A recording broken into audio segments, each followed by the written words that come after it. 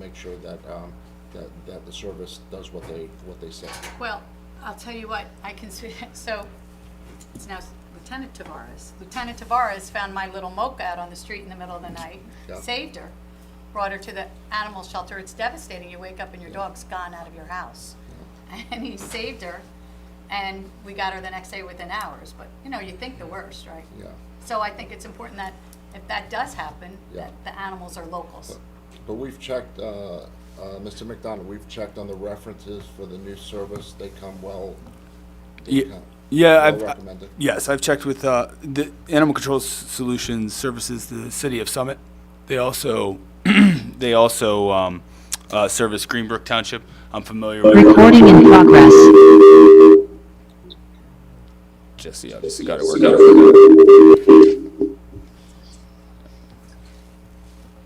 Jesse. Yeah. This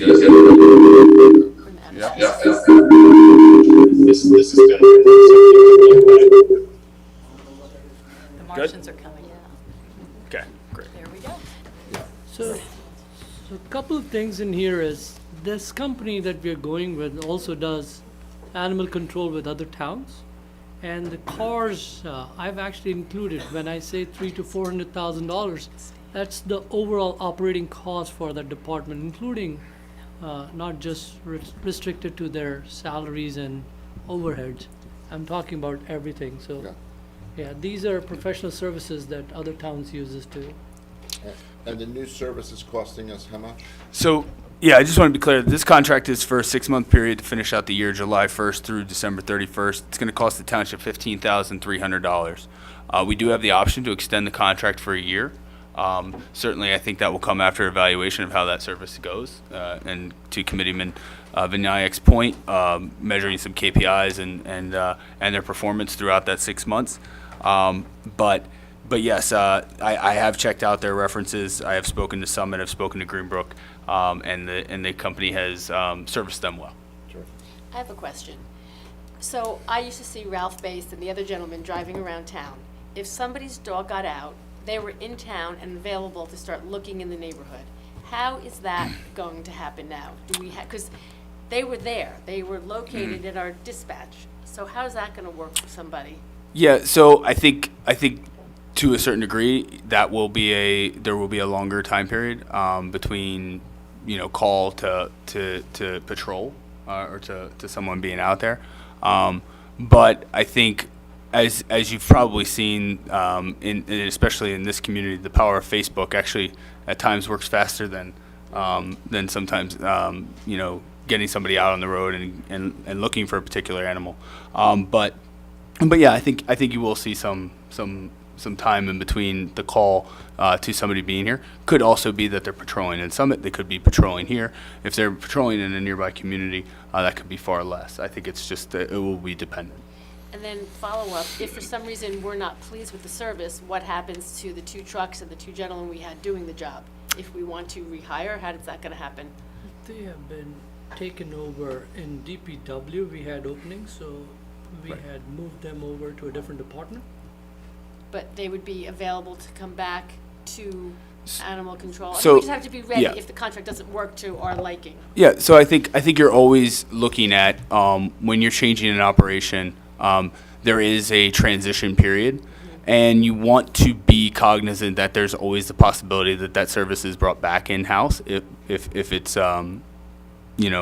displeasing. But the 2 individuals who are currently the animal control officers are being absorbed into the Department of Public Works through attrition.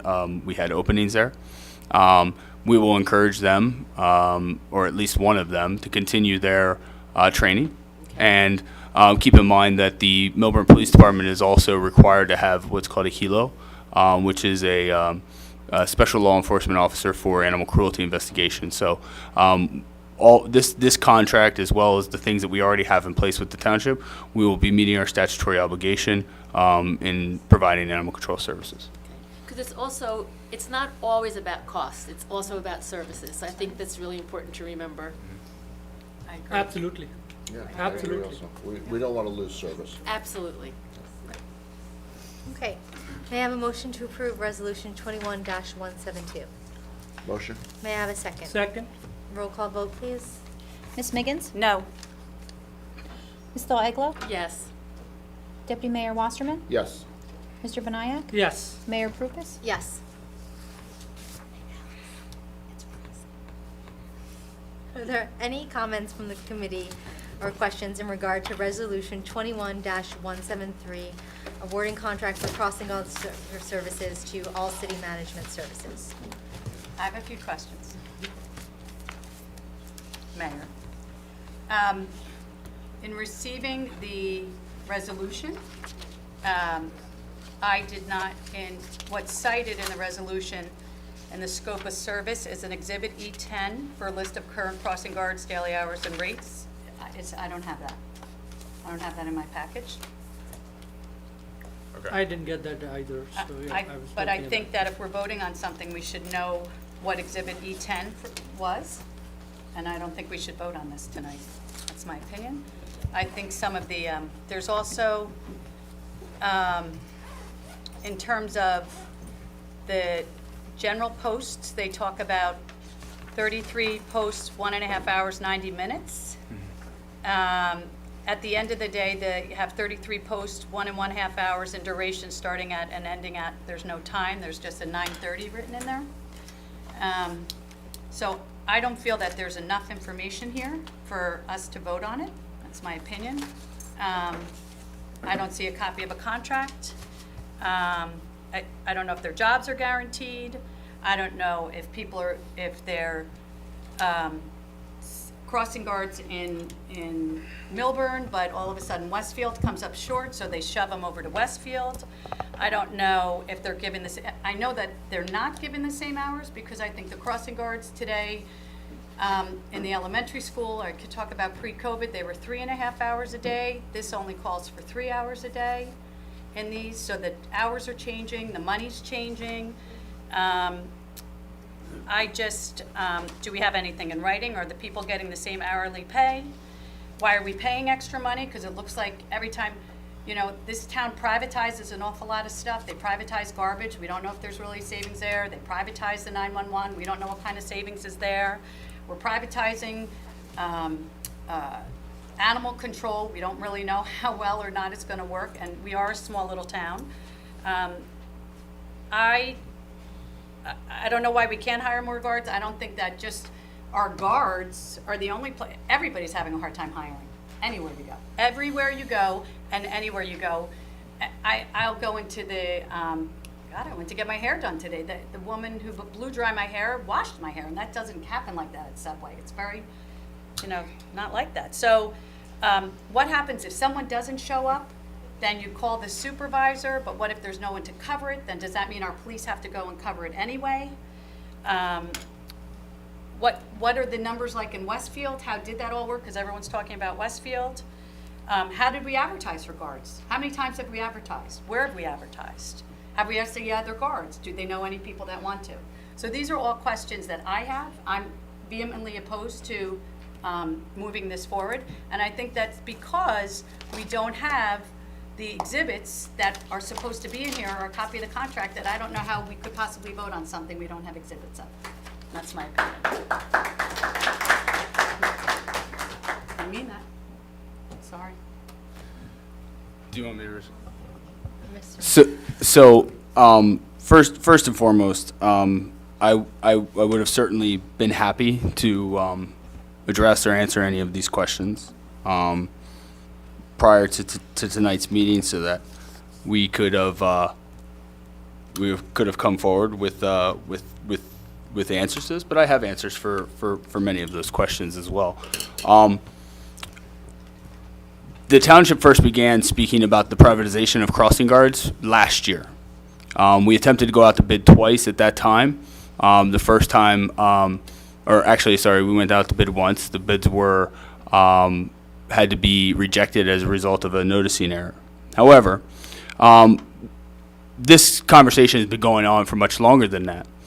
We've been talking about the professionalization, the ability to fill crossing guard posts, the ability to free up police department time, and make sure that the safety of school-age children is put, in the hands of someone who is professionally manages crossing guards. They do this throughout the entire country, in large cities, small cities, in particular in New Jersey, Ridgewood, Wayne, Somerville, Westfield. All of them have privatized their crossing guards. I think some of the concerns were addressed. I remember having conversations with current crossing guards about whether they would be paid the same amount, whether they would be offered the same post, whether they would be offered a job. All of that has been included. I actually emailed the company again today, received confirmation of that in writing, and happy to share that with the committee. Again, part of the bid that was received by the township went into how they transition into a community, and part of that transition strategy is sort of overcoming this initial period in which people are fearful of that transition and the privatization of guards. I think one of the biggest advantages of this is that you get to keep the guards that you currently have, and they get to keep their job at the current rate. Many people speak to the cost of the contract. Part of that is as a result of that provision in the bid specifications. This has the support of the PTOC Safety Committee. As far as the exhibit, what's included in the packet is the provisions that will be inclusive of the contract. The resolution gives us the authority to enter into a contract with all city management, myself as the business administrator, and those provisions are placed into the contract.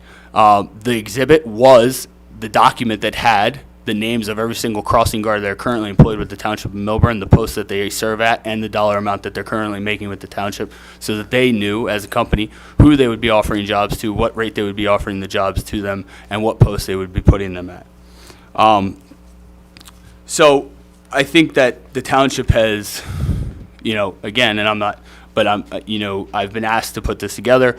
We've been asked to go out to bid. We authorized to go out to bid. We are here with a bid, with a responsive bid, and I'm just providing some of those additional facts and information that I think you had questions on.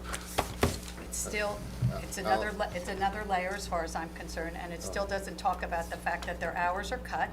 Well, And They're not. you have, yes, they work 3.5 hours, the 39 morning posts, 33 posts work 2 hours in the afternoon and an hour and a half in the morning, and this counts for 90 minutes and 90 minutes. 90 and 90 is 180, divided by 60 is 3 hours. So they're each cut half an hour, so that's 2.5 hours a week, and we're spending more with this company than if we just did the hiring ourselves with our own local people.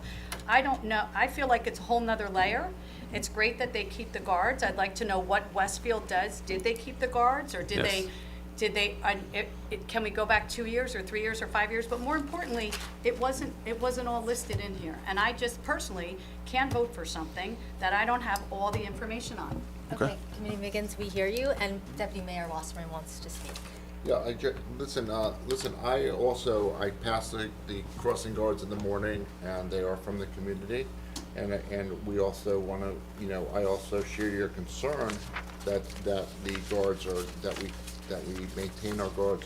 I mean, Alex, can you assure us that the guards will maintain their positions, will maintain the amount of money that they make, the current guards? And can you also give us some background on why we even engaged this? I mean, didn't this go on for years, where we didn't have enough guards to cover intersections? Yeah, so I can offer some background, and part of this is as a result of us not being able to hire guards. And I will point out that the Township of Millburn pays its crossing guards more than any other community that I've run into. We provide more hours to our crossing guards than any other community I've run into. In Westfield, if you work as a crossing guard, you make $18.25 an hour, and you work an hour and a half a day. Okay, so in Millburn, you make more than that, and you also work anywhere between 3.5 and 4.5 hours, depending on what post you have. In this contract, we actually added 2 additional posts, one at Essex Street and one at Millburn Avenue, so that we could pull cops back off of different posts and put them on the road. Part of the attractiveness of privatizing the crossing guard function is to get the traffic bureau out of managing crossing guards and back to being able to enforce rules, regulations, laws around the schools, and what we would consider an opportunity cost in what is lost when they have to manage crossing guards day in and day out. And that's not disparaging or saying anything about the crossing guards, it's just a function of what that department does. And if we have the ability to lessen that burden and put them in a function that is more conducive to what they do, I think that's part of what was driving this initial conversation. Also, numerous conversations with the PTOC Safety Committee about their frustration over not being able to fill the crossing guard post, not having adequate communication between crossing guards and the traffic bureau. So I think all of these things lend itself to us looking at the ability to privatize and professionalize the crossing guards, and I would just keep in mind that this is a one-year contract. And so that, again, as we go through and we try to make changes and transition into different things, there's always the opportunity to pull back and be able to do it again in-house. Okay, Committeewoman Eglo or Committeeman Vinayak, do you have any comments or questions on this matter before we take a vote? I just want to say that getting the letter of affirmation from PTOC meant a lot to make me understand their reasoning for that. They approved this, they're asking for this, and that meant a lot. Chief Gilfeder also Chief sent Gilfeder a letter yes. approving this and requesting this as well. Yes. Committeeman Vinayak, do you have anything you'd So like to I'm say? actually, if we pay the cost per hour the same way, and it's a one-year contract as a test, I'm ready to support it, but I want to see that in the contract saying it, and I did not see that. I thought I saw 90 minutes and also 2 hours, not just 90 and 90. Did you see a contract? I haven't seen a contract. I've actually seen, I've emailed him and I got the contract. I didn't So get I one. read through that too, but I did not see hour to hour pay written in the contract, but I've gotten that confirmation in the email. So as a test and as what we have discussed, if they get paid the same way and they are going to be there. And I've also spoken to earlier mayor about this, and she was also telling me that she wanted to get this done because they always get complained about not having enough crossing guards. So I thought it was a positive thing, but we want to make sure the current crossing guard are there and they get paid the same way. That's all. And the same hours. So, Same okay, out. same Same hours, hours. same pay. Good. Okay. So, may I have a motion to approve Resolution 21-173? Mayor, may I Yes. comment this? So if we can, like Committeewoman Megan said, maybe we can just see the contract one more time to make sure that the cost of per hour is there. It'll be much more easier to vote for it, if that is Let's a ask Suggestion. Mr. McDonald if Sure. that is there any timing issue that this needs to be voted on tonight, or can it wait till the July meeting to still secure for the fall? I don't think that there would be any issue in pushing this back to the July meeting. We do have in the specs that it runs from July 1st through June 30th. I don't know whether that would put us on the hook for paying for a portion of 15 days that we wouldn't necessarily be utilizing, but I don't foresee Take a any issue, chance. yeah. If we Okay. have to pay extra 15 Okay, days. so we're gonna push this to the next. Sure. If that's okay. That's fine. So I would just like to say that we all got our packets last Thursday. I'd really like for all the committee members to take advantage of Mr. McDonald, to reach out to him, any questions, so that some of these answers and these conversations can happen prior to us sitting up here. So I just want to remind that we all have ample access to Mr. McDonald. And it's my all the mistake time. on my part. I've actually gotten the contract, but I have not read the spec. There are always so many pages, and when someone asks this question, you really want to make sure you're fair. So I Absolutely. think it was a fair question asked. Yes, because Mayor Absolutely. Krupas, this week's pages, there was over 200 of them, just so you know. Okay, absolutely. So we will talk about it at the next, with consent of everyone, we'll of everyone carry here. this We will to the carry next this to the next meeting, which is July 13th. Okay. 15. Thank you for the consideration, Mayor. Thank you. Okay. Moving on to Resolution 21-184, confirming permitting the display of fireworks at Canoe Brook Country Club. Are there any comments from the committee in regards to Resolution 21-184? We do this every year, I believe, Every year? don't we? I think there was No. maybe an abstention, perhaps? Is that why we put it separately? Any other questions? No question there. May I have a motion to approve Resolution 21-184? So moved. May I have a second? Second. A roll call vote, please. Ms. Miggins? Abstain? Ms. Eglo? Yes. Deputy Mayor Wasserman? Yes. Mr. Vinayak? Yes. Mayor Prupus? Yes. Thank you. Resolution 21-186, authorizing person-to-person of plenary retail distribution liquor license. Are there any comments from the committee in regards to Resolution 21-186? May I have a motion to approve Resolution 21-186? Motion. May I have a second? Second. A roll call vote, please. Ms. Miggins? Yes. Ms. Eglo? Yes. Deputy Mayor Wasserman? Yes. Mr. Vinayak? Yes. Mayor Prupus? Yes. Thank you. Okay, before we move on to our second readings tonight, I just want to read an announcement that we will consider several ordinances on second reading tonight. There will be a public hearing for each of these ordinances. Once the public hearing is open, members of the public who wish to participate in the public hearing will be asked to the lectern or invited to speak on Zoom. Each member of the public will be allotted one 3-minute time period. A member of the public cannot yield their time to another. Comments and questions will be strictly limited to the ordinance for which the public hearing has been called. If comments stray from the subject matter, you will be asked to refocus your comments. If comments continue to be off topic, you will be asked to conclude your comments. Once a member of the public has finished speaking and has been seated or speaking permission removed from Zoom, the Township Committee staff and/or professionals may address any pertinent questions or comments.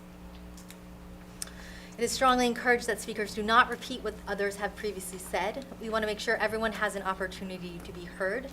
Repeating what has already been stated may keep others from being heard and engaging in the public hearing process. Please keep your comments and questions to items not yet heard by the committee. And just one more reminder that each public comment is 3 minutes long, and then you will be asked to wrap it up and conclude your comment. Okay. Deputy Mayor Wasserman. Thank you, Mayor. I present for consideration an ordinance entitled Ordinance 2577-21, ordinance amending and supplementing the Township of Millburn Development Regulations and Zoning Ordinance. I think we have. I need to recuse? Thank you. Oh, wait a minute. Before you go on, why don't you, I have to recuse, so I'm going to recuse. But I'm going to turn the TV for Diane. Diane. Got it? That's so scary. Better? Yes. Okay. A little more.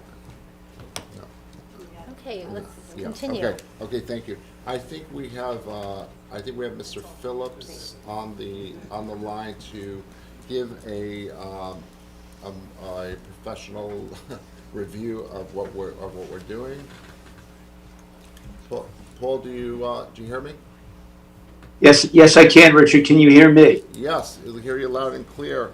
Can you just give an overview of ordinance 2577-21? Yes, I'd be happy to provide some Wait, context. Paul, can you hold on and- for, Paul, please hold on for 1 second. Oh, Mr. Falcon's trying to, Oh, okay, I'm Speak to sorry. Mr. Wasserman. Oh, okay, I didn't open the Deputy hearing. Mayor. Tonight is the time set for the public hearing and final passage as advertised in explanation with the law. I declare the hearing open. Okay, Paul, go ahead.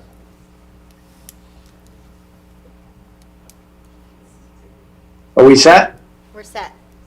Great. So I'll provide a bit of context and history here. So with this ordinance, the administration is seeking to move forward with some zoning amendments that are intended to basically do two things. One is to respond to some concerns that have been raised regarding the current zoning needing to be more business friendly.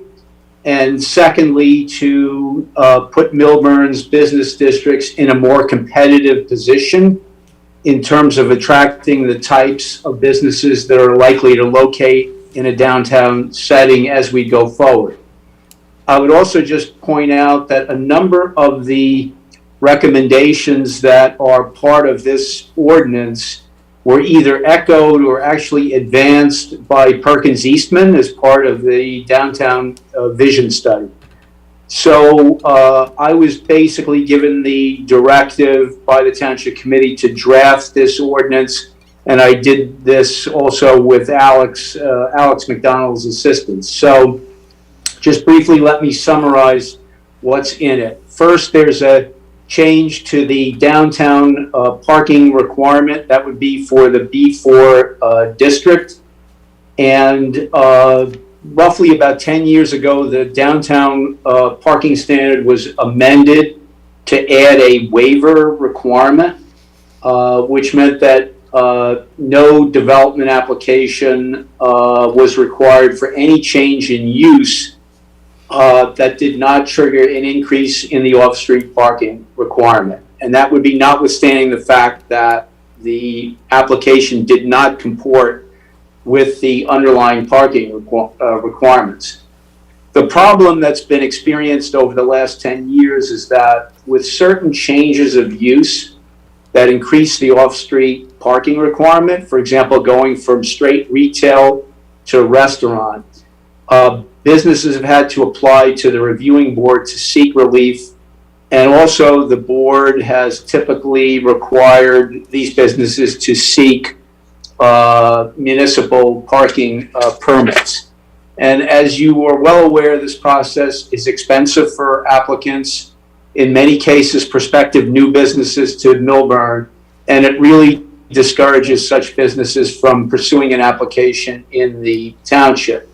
So the intent of this ordinance is to basically eliminate that current trigger provision as part of the downtown parking waiver, so that there would be no additional parking required in the B4 zone for any change of occupancy or use, so long as it does not involve an expansion of the building. So that's the first change. The second change is there's an expansion of the list of permitted uses in the business zones, and specifically the B4 zone. So as you might recall, back in 2019, we added some additional permitted uses, instructional schools and studios, showrooms, galleries, I think educational play centers. So the intent now is to include additional uses, including things such as brew pubs, theaters, museums, co-working space, which is basically shared office space, and also for certain uses to allow on the ground floor, particularly insurance brokers. The ordinance currently allows financial institutions and real estate offices on the ground floor, so that's being expanded. And then lastly, there are modifications governing restaurants as a use. So right now, the zoning allows restaurants, and there's an outright prohibition on any restaurants with a drive-through. Drive-throughs are not permitted, but restaurants are permitted as a conditional use in B2, B3, and B4, which is all the business districts other than the Mall at Short Hills. And the single condition is that the closest part of the structure be at least 125 feet from the nearest lot line of a single family dwelling in a residential district. So if that condition is not met, the applicant needs to go to the zoning board for what's known as a D3 variance approval. But this is not what the issue or the problem has been. The problem is that even if a restaurant is more than 125 feet from the nearest residential property line, because it is still only permitted under the current ordinance as a conditional use, based on the mandates of the municipal land use statute, a restaurant user must initially file an application with the planning board. So even though it complies with the standard, a prospective new restaurant owner must still spend the time and money and effort to make a application to the planning board. So the solution that is being proposed is to change the zoning so that a restaurant that meets the 125-foot separation standard becomes a permitted principal use, which would eliminate any need to go to the planning board if the application is otherwise site plan exempt. At the same time, the ordinance would designate only those restaurants that do not meet the 125-foot separation standard as a maximum protection to adjacent residences in those instances. The problem with the existing ordinance, there's no standards other than the 125 feet. So this beefs up those conditional use standards. If the conditions are met, the applicant need not go to the zoning board. Just to summarize on the issue of the restaurants, and I know it's a bit complicated, but the proposed ordinance is maintaining the 125-foot separation requirement as a basis to distinguish permitted and conditionally permitted restaurant uses.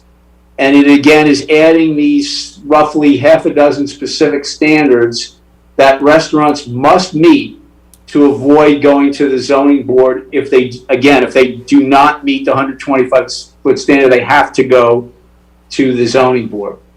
And again, they are designed to afford protection to adjacent residents.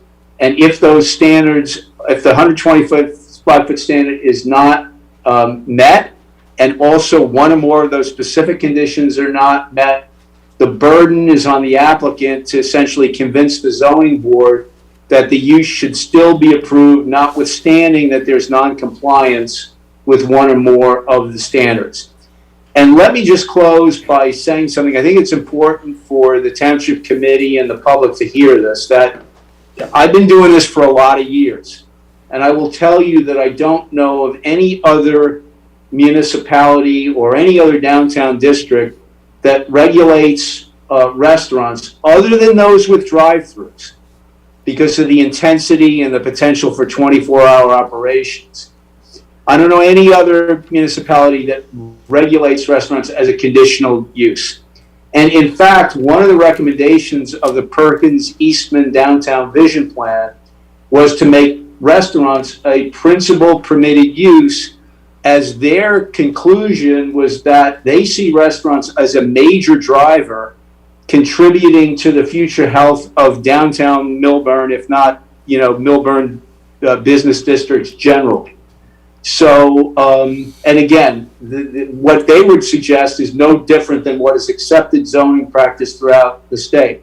So for the Township Committee to basically keep that 125-foot standard, it really is going the extra mile in an effort to afford those protections to adjacent residents. So that gives you a kind of a summary of what is in the ordinance, and I would be happy to come back after public comment and address any issues that the Township Committee might have. So thank you. Thank you. So we're now going to open up for public hearing, and just want to remind everyone that you can come and make your statement, give your comments, ask your questions, but it's not a dialogue, so no one's going to respond to you until after you sit down, and then at the end of the public comment period, we have our professionals who will be able to respond to any pertinent questions. That being said, please come and state your name and your address.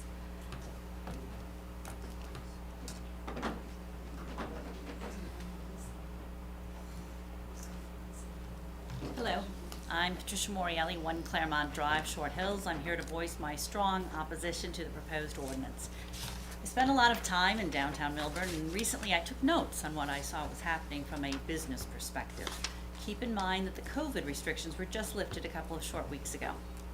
Along Millburn Avenue, Pure Bar and Cycle Bar are moving in, with Pure Bar relocating for space. Unwind is moving to a larger space. Live Breads is expanding to the Live Warehouse. Shayla has moved from one space to another across the street. Kung Fu Tea moved from one spot to another. Gong Chow came into town, taking the space of Kung Fu Tea.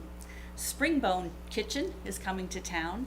Elephant Plate is moving into town as well.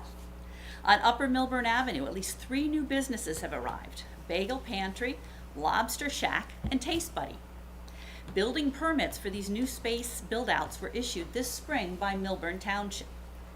On Morris Turnpike, AFC Urgent Care is open for business. In the mall, Ruth Chris Steakhouse is opening soon. It's clear that businesses are returning at a rapid pace, with 5 merchants moving to new spaces in our business district to expand or get more favorable lease terms, and 9 merchants coming to town, all but 2 offering food or drink. That's 14 businesses, a third of them expanding or moving, and 2/3, 66%, new to town.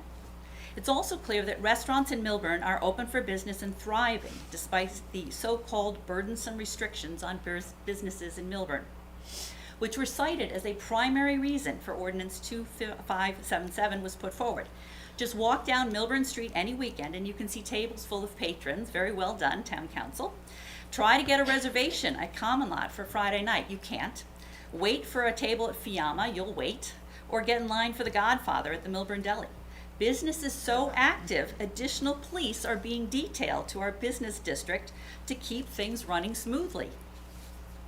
There has always been a path for restaurants that want to open in our town while considering the concerns of residents. It's called a zoning board review.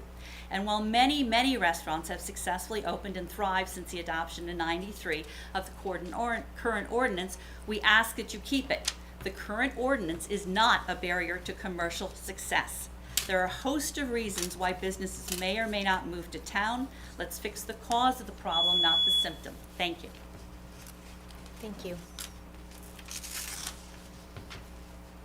Hi, Jay Morielli, 1 Claremont Drive. I'd like to start first by addressing Mr. Phillips' comment that the requirements are actually getting stronger. Question to Mr. Phillips or anyone: will a D3 variance still be required for restaurants that are within 125 feet? It is my understanding that it only will be required that the planning board approve the conditions as they're laid out, that a variance will not be required, and if a restaurant meets the ordinance requirements, they will not be required to go before the zoning board. Our concerns remain the same. No residential impact was performed. We've not received an answer as to why. No resident input was solicited. And despite concerns now raised by over 70 residents, not a single word has changed in the proposed ordinance. The township, in my opinion, and that of a professional planner, Peter Stack, in a report we had commissioned, believes that the FAQs provided are factually incorrect and misleading. It is very critical that the TC step back now and take the time to truly understand this radical change to the township zoning regulations. And it's equally important that any township committee members that are impacted by this zoning ordinance recuse. It is appropriate for any township committee member that owns, rents, or leases commercial property in the B2, B3, or B4 districts to recuse, as their businesses depend on maintaining good relations with the commercial property landlords that will benefit if this ordinance is passed. Mr. Benayak made an impassioned statement at the last township committee meeting, saying that if there were 100 residents saying something, quote, I will sit down and listen and change my thought process or make them think in the same way or agree to disagree. Well, we have 70 residents now, Mr. Benayak, saying something. Please, all we are asking is that you do what you said you would do. Sit down with us, discuss the impacts, have a dialogue, and then we could move forward. Thank you. Thank you.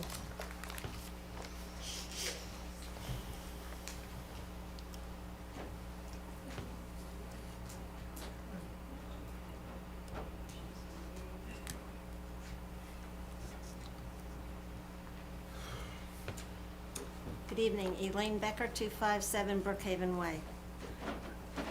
When this ordinance, as currently structured, was added to the business districts, the Township Committee obviously recognized that some residents were disadvantaged by restaurants that operated closer, probably closer than the 125 feet, to the nearby homes. The frequently asked questions explain just as Mr. Phillips has said. The town needs to remain competitive. There are vacancies, commercial property values are falling a bit, need to be more business friendly. The first step in revitalizing Millburn is to make restaurants a permitted use. Certain protections for residents remain, and certain conditions mitigate the impact of the new business. These points hardly seem to be compelling or even related to some sort of solution of what's happening downtown. I really just think it has absolutely nothing to do with this particular ordinance, except a few restaurants that maybe couldn't fit in. And I'd like to know, has there been any study of how the current ordinance has worked in the past many years? I've been on the planning board for 13 years since this was put in, and I don't remember ever, not that my memory is that good, but I still don't remember any plan that came to, any application, I should say, that came to the planning board because of the 125 feet. Has it been so onerous that restaurants have left town? The planner, when he spoke to the planning board, seemed quite concerned that a restaurant that applies and has to deal with a 125-foot ordinance and has to go to the planning board, it takes time and it costs money to do so. But that's the cost of doing business as far as I'm concerned. So to me, the bottom line is that the residents who have had this protection for 28 years deserve to keep it. A house can't move, but a business can. Thank you.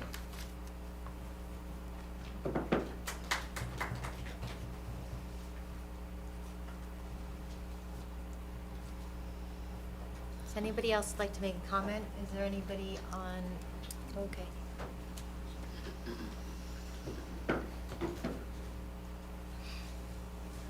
Good evening, Pat Driscoll, 20 Main Street in Millburn. First of all, I'd like to thank all of you for your time and effort. So one of the things that I'm a little disappointed is that this ordinance is not bifurcated because the parking is a serious issue, and I think that's something that the Township Committee needs to get taken care of, because there are some uses that can come into a space that are going to have to go in front of the planning board that really shouldn't have to go in front of the planning board. As far as the restaurant goes, being that I'm a real estate broker, I will tell you that I hear all the time, I don't want to go to Millburn. I got to go in front of the planning board. I'll go to Summit. I'll pay a little bit more per square foot as opposed to go and spend $25,000 to go in front of the planning board. So these other towns have CZOs, which is a continuation of zoning occupancy. As long as they follow all the regulations, they can open up their business. So I think that it would be beneficial. And to this woman's point here, I don't get that many phone calls for people that want to come into Millburn. I do get phone calls, but it's a little bit problematic to get people into space. So for whatever that's worth, you know, please take it. I think it would be a good thing to make the process as easy as possible to get people into spaces. There are still a lot of vacant spaces in downtown Millburn. Thank you. Thank you. Pat Driscoll. Can, Jesse, let's take some phone. We're gonna take some, and come back to the room, we're gonna take some Zoom. Mike Shepard, 7 Canterbury Lane. I want to express my continued opposition to Ordinance 2577-21 and relaxing the 125-foot restriction on restaurants. I know I spoke at the last meeting and we had some 50-odd concerned residents signing the petition. As Mr. Moriel mentioned, we now have 70 plus concerned residents and counting that have signed. These are 70 people who are deeply concerned, as I am, and asking this committee not to move forward on this ordinance tonight. This is a very diverse group of folks. Some of the folks on that are folks who've been here for 20, 30 years, whose kids have moved out. Others, like mine, are families with young kids, and we are all deeply concerned and are asking this committee to listen to our collective voices. Just to reiterate what Mr. Moriel said, I think the petition ask is pretty modest. It's to put a pause to this, meet with the residents, and do an independent resident impact assessment before moving forward. In all three of the committee meetings I've been to now, I've heard this phrase, struck a balance. I obviously respectfully disagree with that. I think this ordinance will cause real harm to my family's quality of life and my property value, as well as those of my neighbors. I would offer to this group to consider that if you do in fact believe that there is balance in this ordinance, then it should be a welcome step to bring in an outside party to do a resident impact analysis. It will validate whatever assumptions there are around that balance. And if not, it will allow us to collectively strengthen to address the residents' concerns that are articulated tonight and articulated via the petition. So I would just implore, again, the group to listen to the concerned residents and vote against this ordinance tonight. Thank you for listening. Thank you.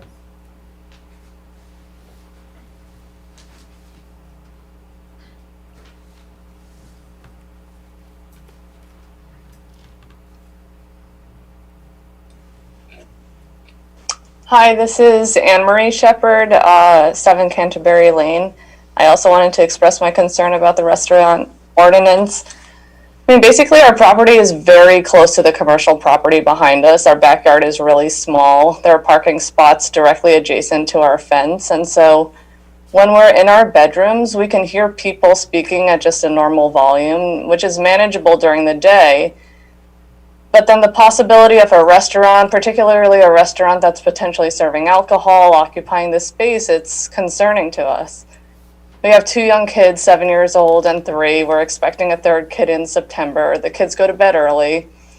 Just restaurants, particularly the concern that they'll stay up late and people will be drinking. I think it's really going to affect our quality of life. And so just wanted to share my concern and ask that you consider this impact on residents like myself, as well as the many neighbors who are in similar situations. Thank you.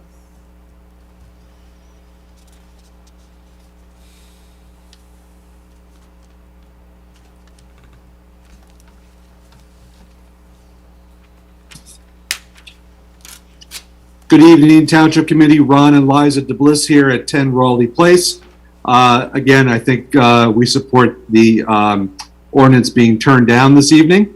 One of the reasons we've coexisted here on Raleigh Place since 1992, and it's been a great ecosystem, and we've enjoyed the benefits of all the surrounding businesses and being able to walk to and fro during our time here, and we hope that continues.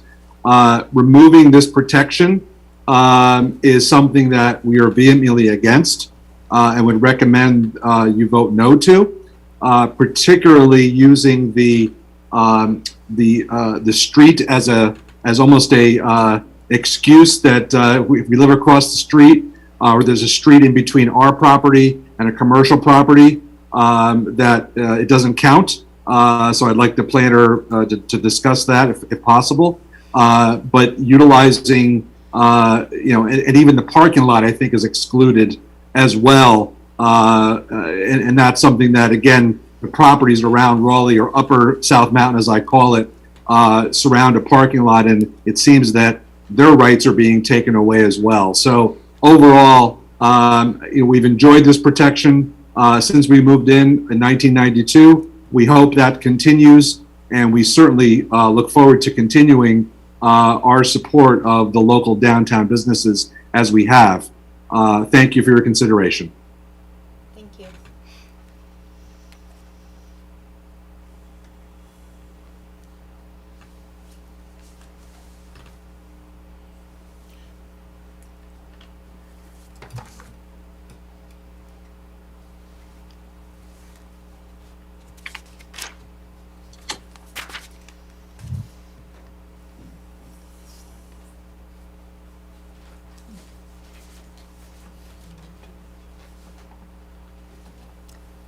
Mr. Steck, can you, Oh, can I be heard? we can hear you now, yes. Oh, thank you.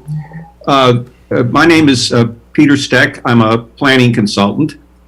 A memo was delivered, I believe, to the board, and I just want to take a couple minutes to talk about some of the more technical aspects of my comments on Ordinance 2577-21.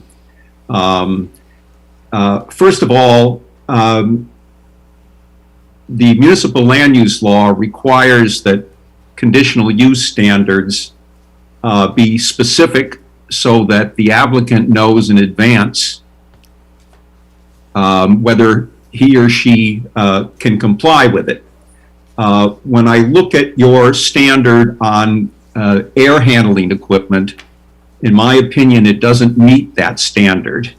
It says that odors are to be minimized.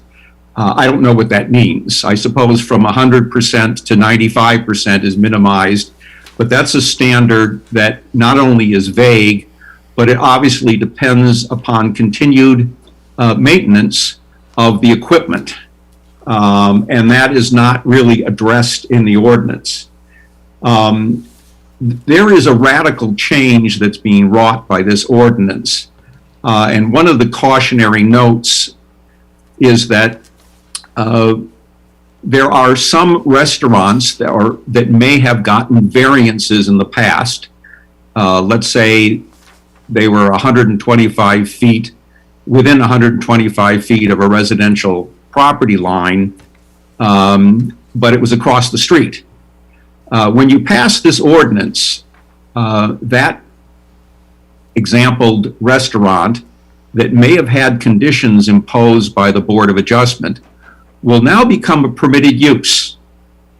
And that really means that the conditions that might have been imposed in the past will vaporize. That's a cautionary note because you can't go back. Once you pass this ordinance and make those variance granted restaurants by the Board of Adjustment, once you make them a permitted use, you can change the ordinance a second time, but the answer is, in my opinion, any conditions that have been posed in the past will simply no longer be effective. That is a concern because I don't think anyone has really analyzed that. There are other issues in the conditions for restaurants that are concerning. There's an issue of light stanchions.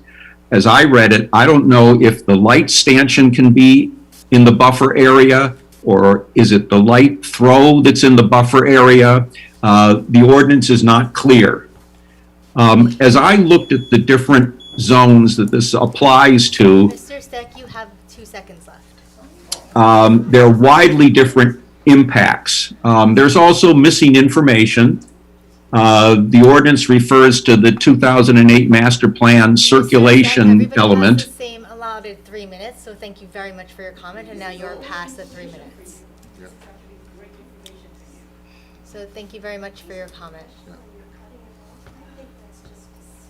Excuse me, can you please stop interrupting the meeting? Okay, and right now you're interrupting the meeting, Mayor Becker. Thank you, Mayor Becker. No, excuse me, okay.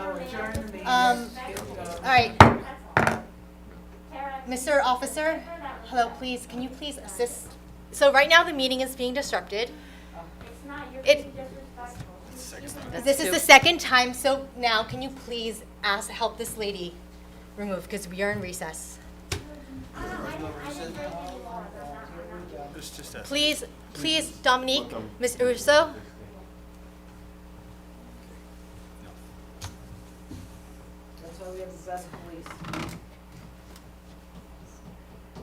Let's take Mr. Mandelbaum.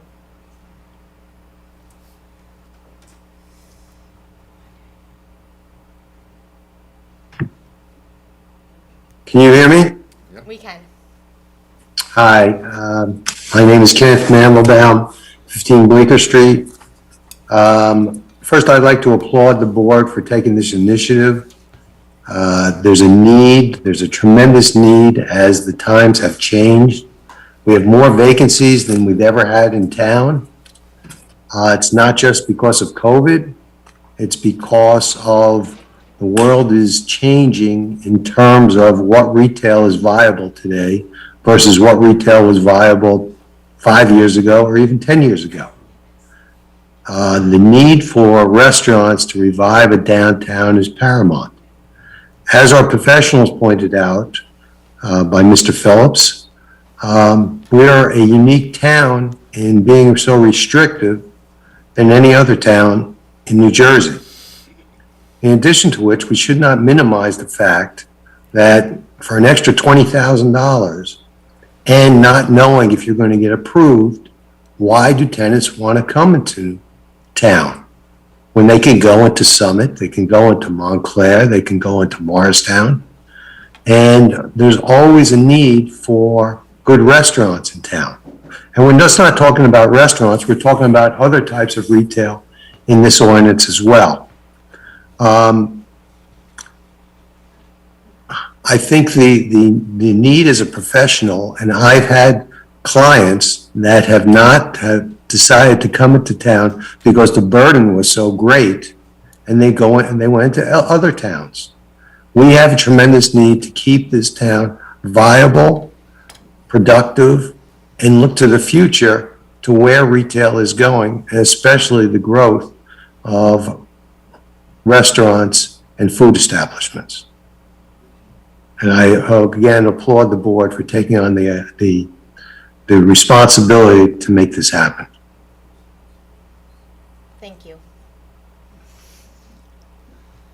And let me just reiterate that everybody gets 3 minutes for public comment during the open hearing.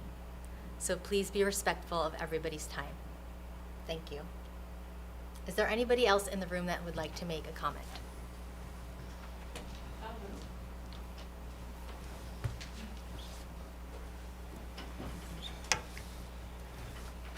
Good evening, Onye Olabi, 46 Maple Street in Millburn.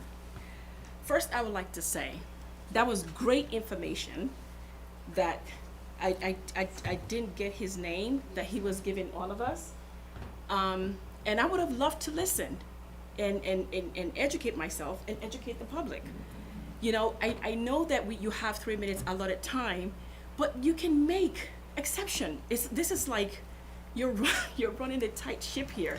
You're not letting anyone speak. Mrs. Ovalbi, please keep your focus to the ordinance. Thank you very much. Tara, just give me a moment. I still have my minutes. You do, but Yes. please So- go back to focus. Yeah, you can't focus me. I'm not mechanical, okay? I'm human. So let me just speak. So you made a comment that no one should repeat what others have said. I have drafted this before coming to this meeting, so it will be a repetition. Just listen, if you can. I'm speaking regarding Ordinance 2577-21. I don't see a reason why Township Committee is in a rush in voting for this ordinance. I took time out to visit the area. I don't know if any one of you have done that. I actually visited the areas that will be impacted and listened to the residents. The residents who are in tune asked for an impact study on residential property values.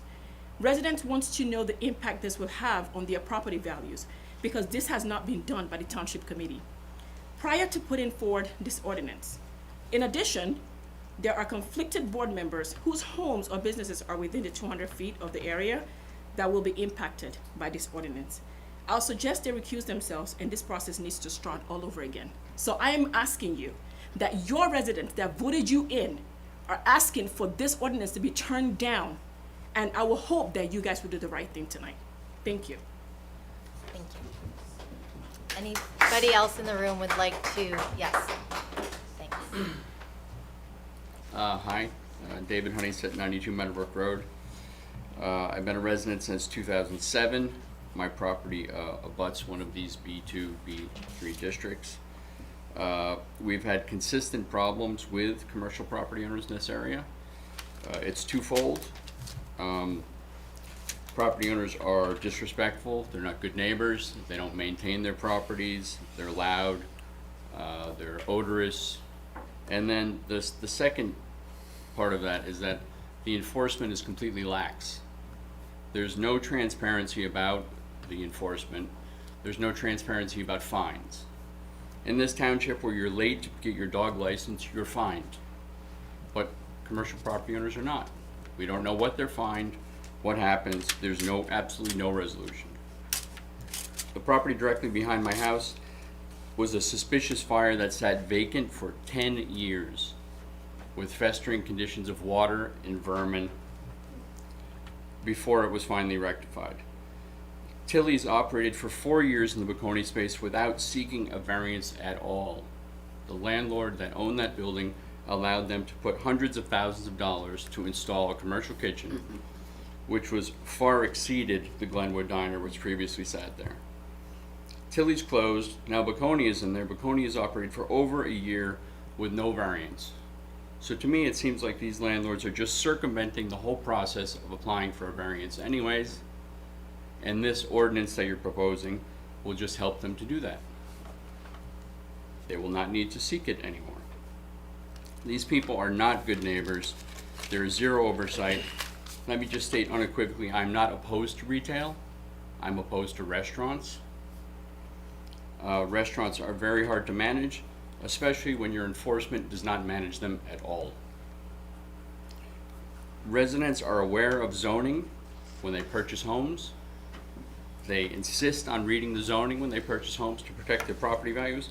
Commercial property owners are also aware of the zoning and the variances necessary for their buildings.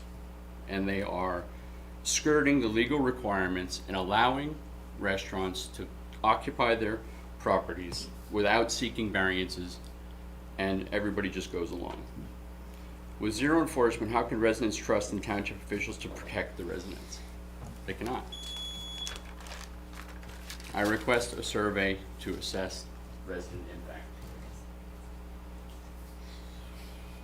That's it. Okay, thank you. Does anybody else in the room would like to speak? Hi, my name is Ted Drew, 3 Claremont Drive. I want to echo what my neighbors have said in objection to this ordinance. 70 residents from different areas of Millburn have expressed concerns, and they represent more kids and family members that could be impacted by this. It's a little worrisome that some of us never received official notification of this ordinance and had to learn it from neighbors. It's also worrisome that the petition of the residents have never been addressed in the form of either a residential impact study or changes to the ordinance itself. The ordinance conflicts with the stated goals of the township master plan, which states the goals to coordinate and interpret appropriate land use that will promote and character of the township as a small suburb of the highest quality, and that will preserve the quality of life that makes the community desirable, and to protect the character of established neighborhoods. During a previous meeting, the township committee have said we are all neighbors. I would urge the committee to listen to and address the neighbor residents' concern and represent their interests rather than force pass a proposal that have negative impact on the community. Again, I want to reiterate the request from the residents, which is to conduct a residential impact study before this ordinance is further processed. Thank you. Thank you. Thank you.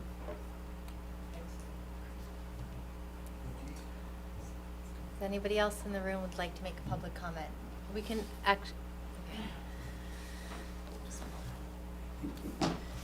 Jean Pasternak, 342 Hobart Avenue.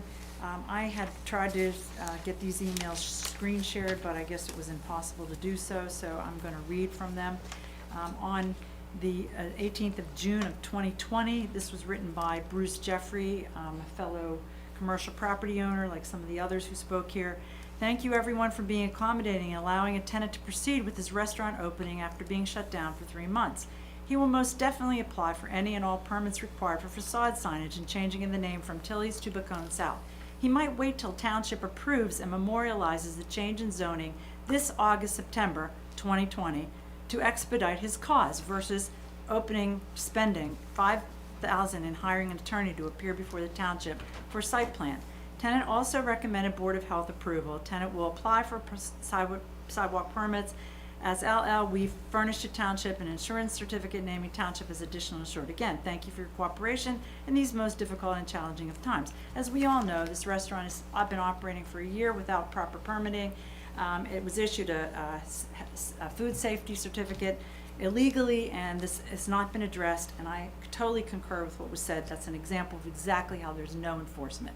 Mr. McDonald, you acknowledged that. You made a statement in May 4th meeting saying exactly this, that it was all done illegally. You acknowledged it, and you know that they have to go before the zoning board, and they now are, but they've been allowed to operate for a year. So what confidence does that give these residents, our community, that any of this stuff will be ever enforced?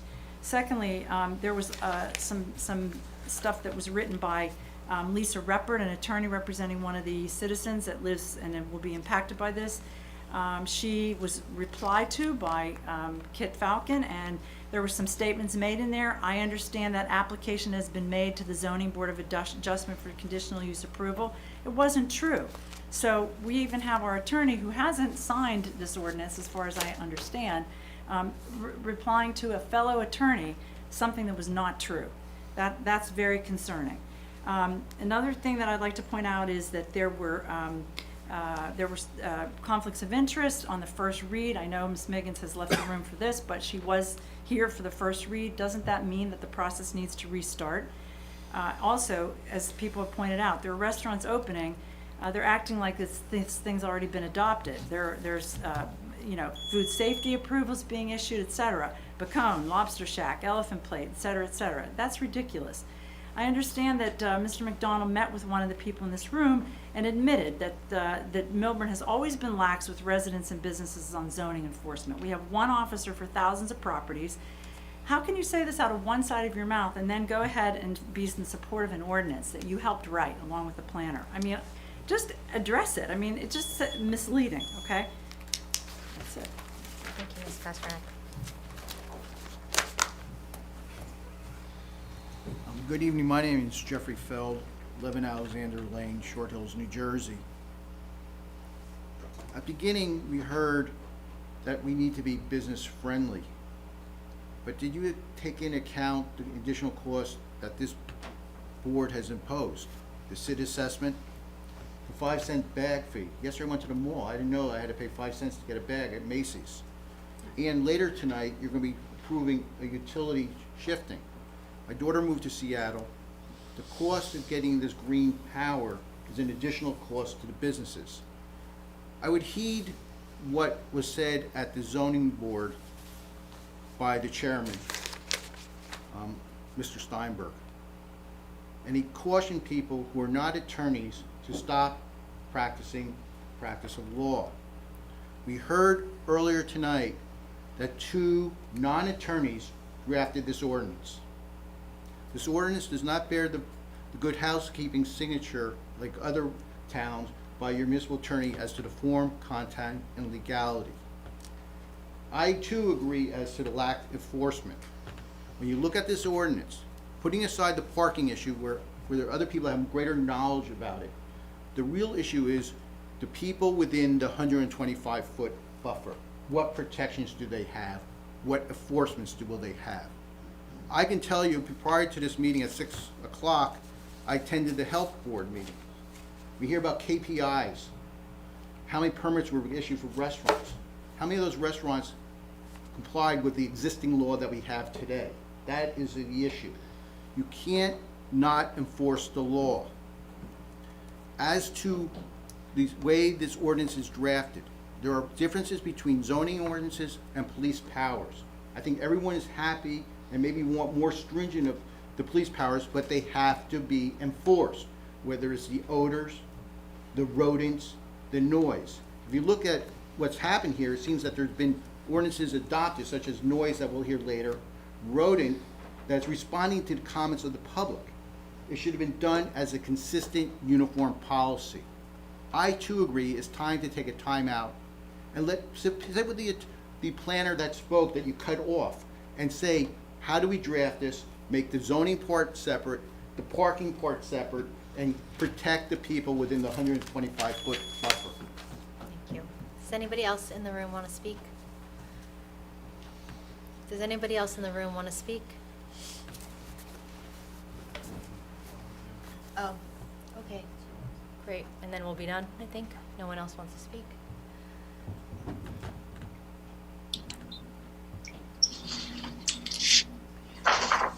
Hi there, my name's Harold Pollock. I have a property, my down practice is on the corner of Rowley Place and Millburn Avenue. I grew up in Millburn. My father practiced there, built a house in '51, and I'm practicing there now. A lot of changes have happened in Rowley Place in the last few years. Parking has been taken away from one side of the street, and now we have it on the other side. If a restaurant comes in to someplace like Jose Iber, there won't be any parking for my clients, for the residents that live on that street, for anyone. It will be a total mess. So I am against the ordinance 2577-21. Also, there will be significant noise from a restaurant either there or across the street, if it has outdoor seating, as well as other problems. One solution may be for those properties bordering B4 is to have an amendment inside of it saying, such as for our area, that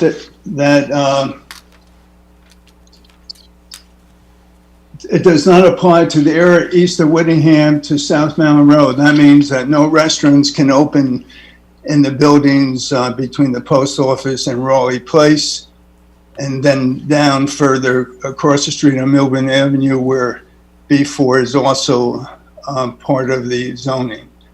I'm very, very concerned that will affect my practice adversely, very adversely. Thank you. Thank you. Looks like that's it for Zoom. Does anybody else in the room want to speak?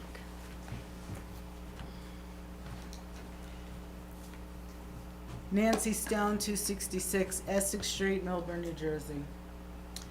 I want to address Friday night, David and I decided to have a date night in Millburn.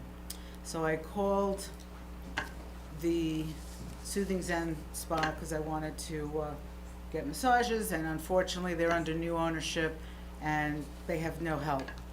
Help is a big problem in this town. We went to Standard. There was literally a 50-minute wait to wait there. We went to Basilico. There was a wait there, and ended up getting a place in Summit. We both got great massages, and ended up eating at Blossom at about 8:30, 9 o'clock. We got sushi there. I always pick Millburn first. Always. For whatever we want to go. Sunday I ate dinner at Enzo's with my grandson who had a sleepover, and we had a wonderful meal there. I look at the properties across the street and I think about all the tenants all the residents that live behind there. I run my business customers first. Your customers are the vital component of any business. Why you would jeopardize a customer for your own selfish reasons, and I'm calling Kenny Mandelbaum on that out, for him to get up and complain about the restaurant ordinance. All the restaurants have the opportunity to go to the zoning ordinance and get their variance legally and appropriately. We all had that opportunity. I'm sure you had to do that yourself. Why we are changing something that is to the benefit of your customer base, which are the residents of Millburn, is absolutely appalling that you would not defend the constituency of this town. I, as a business owner, agree there has to be modifications, but that's a conversation that you are not allowing, that you do not embrace, that you do not give the opportunity to the residents to engage in that conversation, and to make a blanket ordinance written by non-professionals is really a disgrace to the representation of what you're trying to project in this town. I want to applaud Maggie for recusing herself. You should be recusing yourself, having a business in this town, and leave it for these three to decide what the future of that ordinance should be, which is the customers, your customers. Thank you. One last time, is there anybody else in the room that wants to make a comment?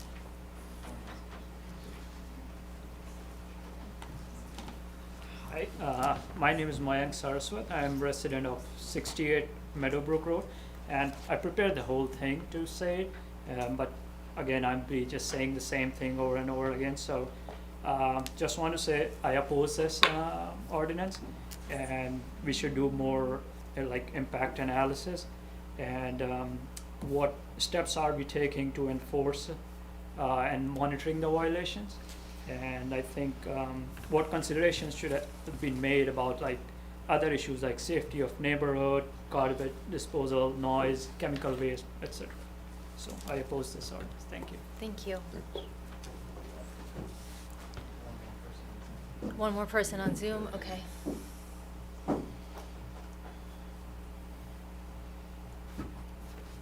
Hi, my name is Sanjay Agrawal. I live in 9 Birchwood Drive.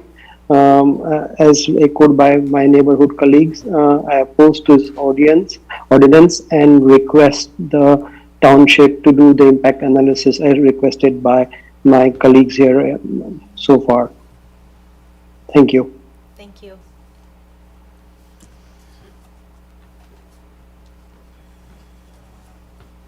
There's one more? Okay.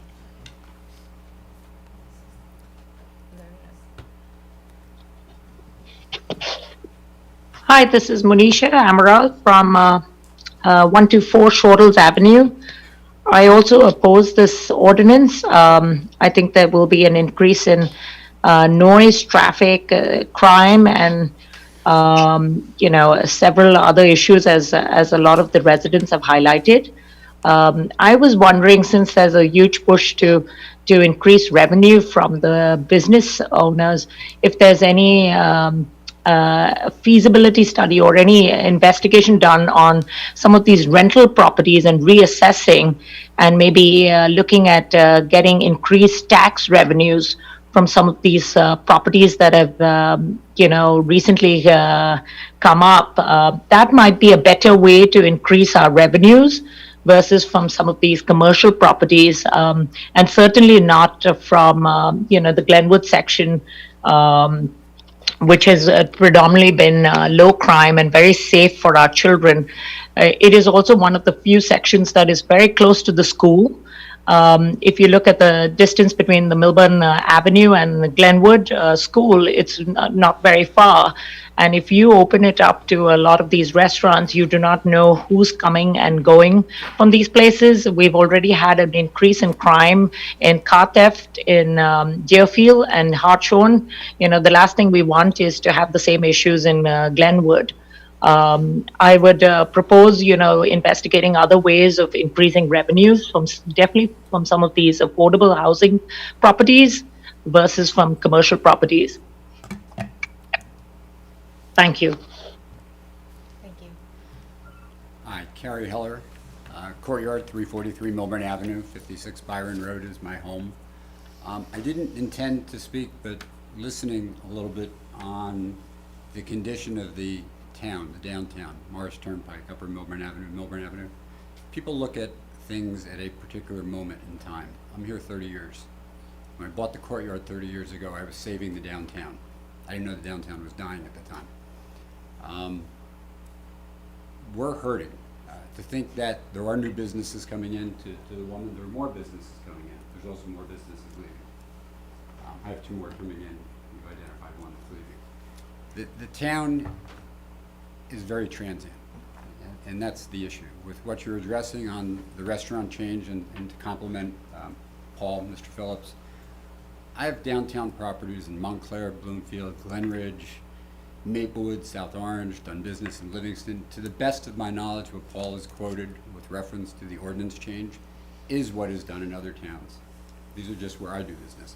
Other towns that I've looked to do business, I've seen the same change. I'm very sensitive to those in the B3 district, 125 feet. It's not so different from what it's been. It needs to be looked at in the future under the conditional uses, and we're going to protect them. If I were to live there, if I were to move there, I would look to make sure that I'm protected. I'd like to ask one thing of the board, and if Paul, Mr. Phillips would consider, and to look at 607.4. It's been rumored I may or may not be buying the Charlie Brown's building. There are lots of people still working on the purchase of that building.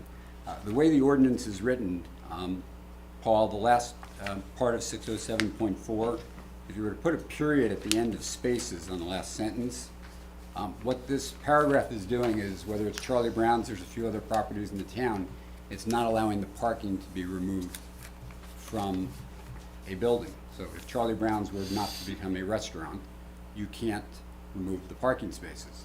The Perkins Eastman report suggests that the parking lot be a fill-in, which it should be. It's been, for 30 years, we've discussed that that parking lot is an interruption in the streetscape.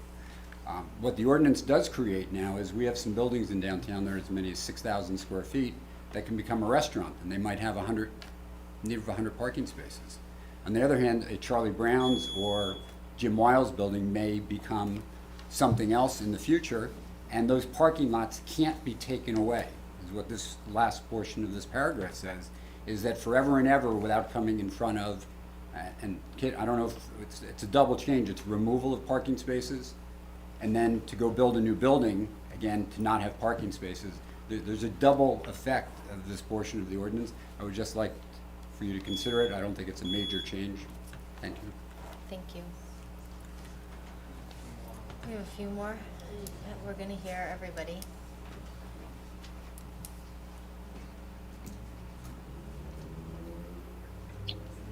Hi, my name is Avni. I live on 16 Meadowbrook Road. I also oppose this ordinance, and I've been living in the Glenwood section for many years, and I see a lot of kids playing around, and it's a very safe place. It's a very quiet neighborhood, and, you know, allowing this ordinance will create a lot of ruckus in the neighborhood, and, you know, what kind of social elements and everything. Unsocial elements are going to come because the restaurants will stay open late at night, or if drive-thrus are allowed, what kind of smells and everything. And Millburn and Short Hills prides in itself in a very safe neighborhood, a very residential friendly neighborhood, very children friendly. So we need to keep that. So I oppose this ordinance, and, you know, I agree with everyone else that we need to do a township impact study. So I think that should be done. I also agree with Monisha, who pointed out that other ways to increase revenue, where we have so many apartment buildings coming up, and they need to pay their fair share of rent, being them coming, you know, made them into multi-dwelling. So I oppose this ordinance, and please, you know, I urge the committee to oppose this, refuse this ordinance. Thank you. Thank you.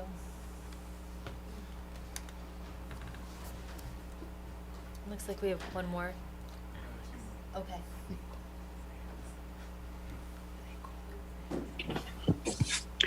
Hi, I'm Anjali here. I'm a resident at One Ridge Terrace. You know, I'm appreciating this process, which looks very democratic to me. I'm an outsider, not only to the town, but also to the country. But what's surprising to me is that each of one of the residents here has made a very premium investment in this town, knowing how quiet, quaint, and safe it is for us as families. the premium we pay is largely driven by this, along with the education our kids receive. I think in this whole process, if anybody deserves equal vote or more weightage on their vote, it is the residents. I get the feeling, looking at this whole process, that somewhere that looks very skewed by just the fact that even a feasibility study hasn't been done. I therefore really hope that this ordinance will not be passed today. Our people present on this panel are representative of each of the residents here who has voted them there. I really hope that they'll think of us as residents with equal and more weightage to the votes, and not necessarily driven by revenue and sales, which the whole world is driving towards, but not what families really want. Appreciate the process and the time being taken on this, and I really hope that something very wise will come out of this process. Thank you. Thank you.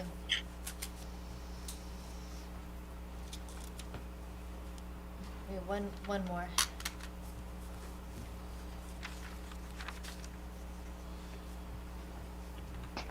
Hi, this is Bonnie Adams, 94 Meadowbrook.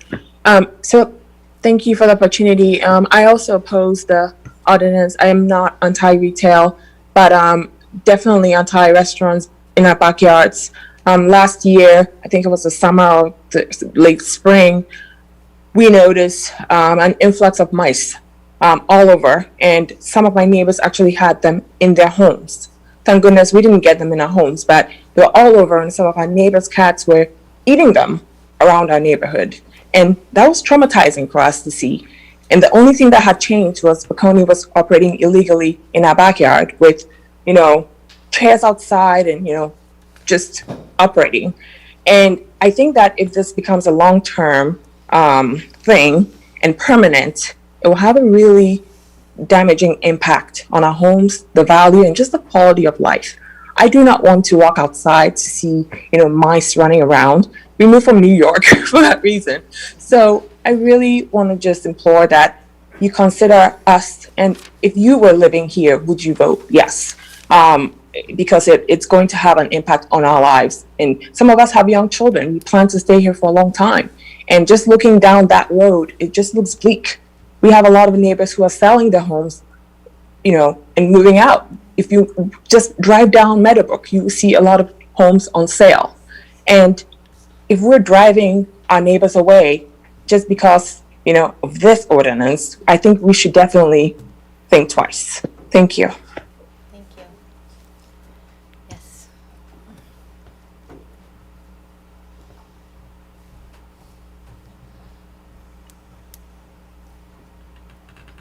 Jennifer Bathena, 64 Great Hills Road. I don't live by the houses that are going to be impacted, but I have friends who live there, so I'm speaking in solidarity. I just want the councilwomen and councilmen to think, what would you do if you lived there? And I oppose the ordinance for everything that everybody else has stated. So just think what you would do if you lived there and you had, I just heard the mice problems, but all the other problems. Just for their sake, I oppose it. Thank you. Thank you. Does anybody else want to make a comment that's in the room? Okay, we're going to take a 5-minute break before we come back and have our professionals answer all the questions and comments that were done. So everyone take 5 minutes.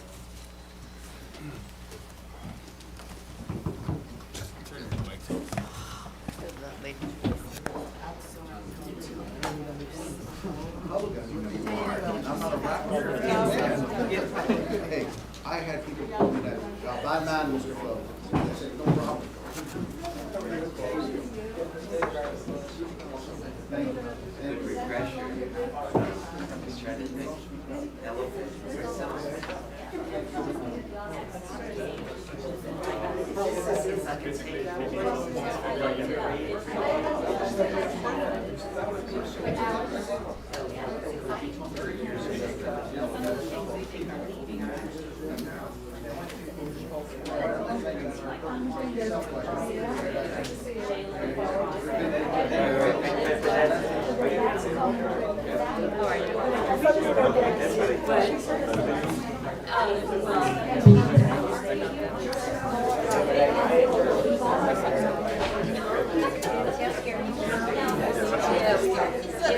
Thank you for I'm the troublemaker. That's it, that's the first problem. But the only way they understand. Take your time. That's how most people say this, take your time out. Yeah, well, that's good to get.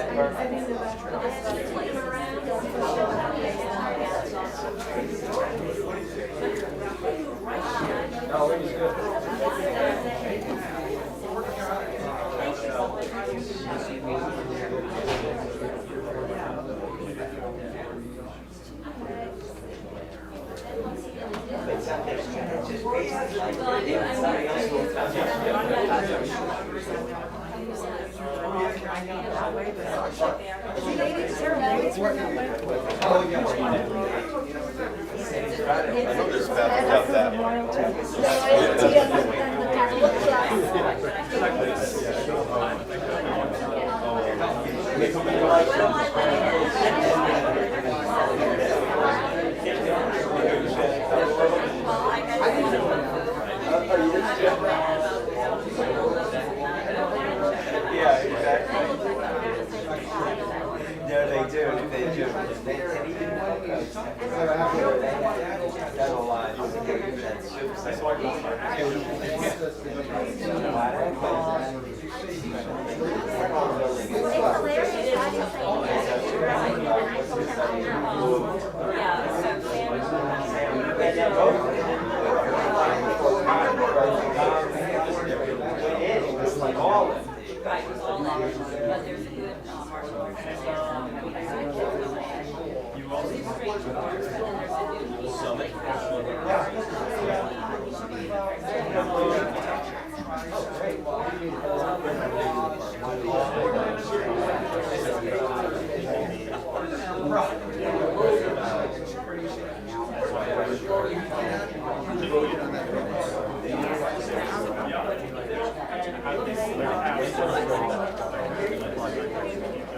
That's the data is on.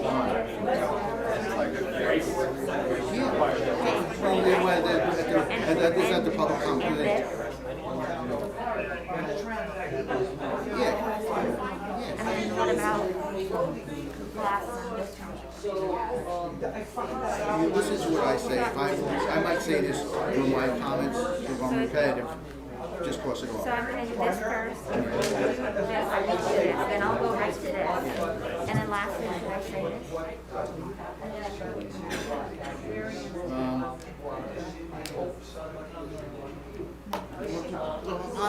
They're tired. They've been here since 5 o'clock.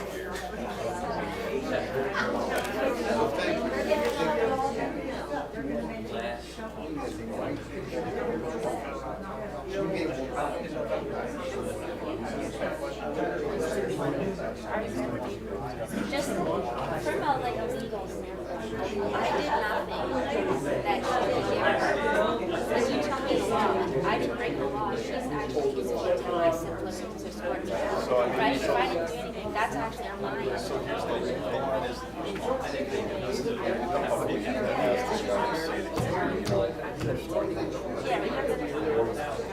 It's a little close. I understand.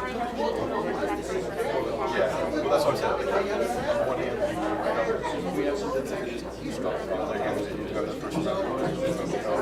it's a fine line between we have to have a meeting, being productive, efficient. Yeah, just saying, but there is, fucked up, yourself. I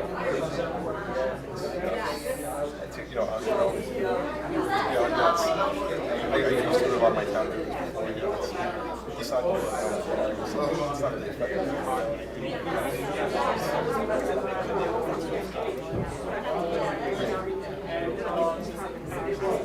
Yes, there's more to how meetings are supposed to go,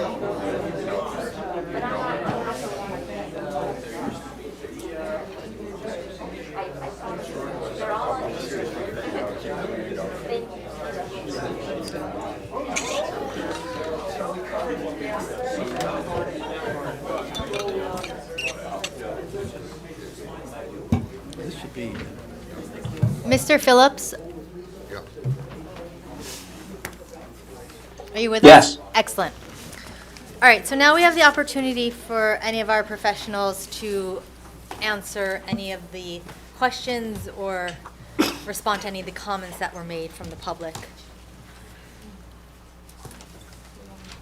So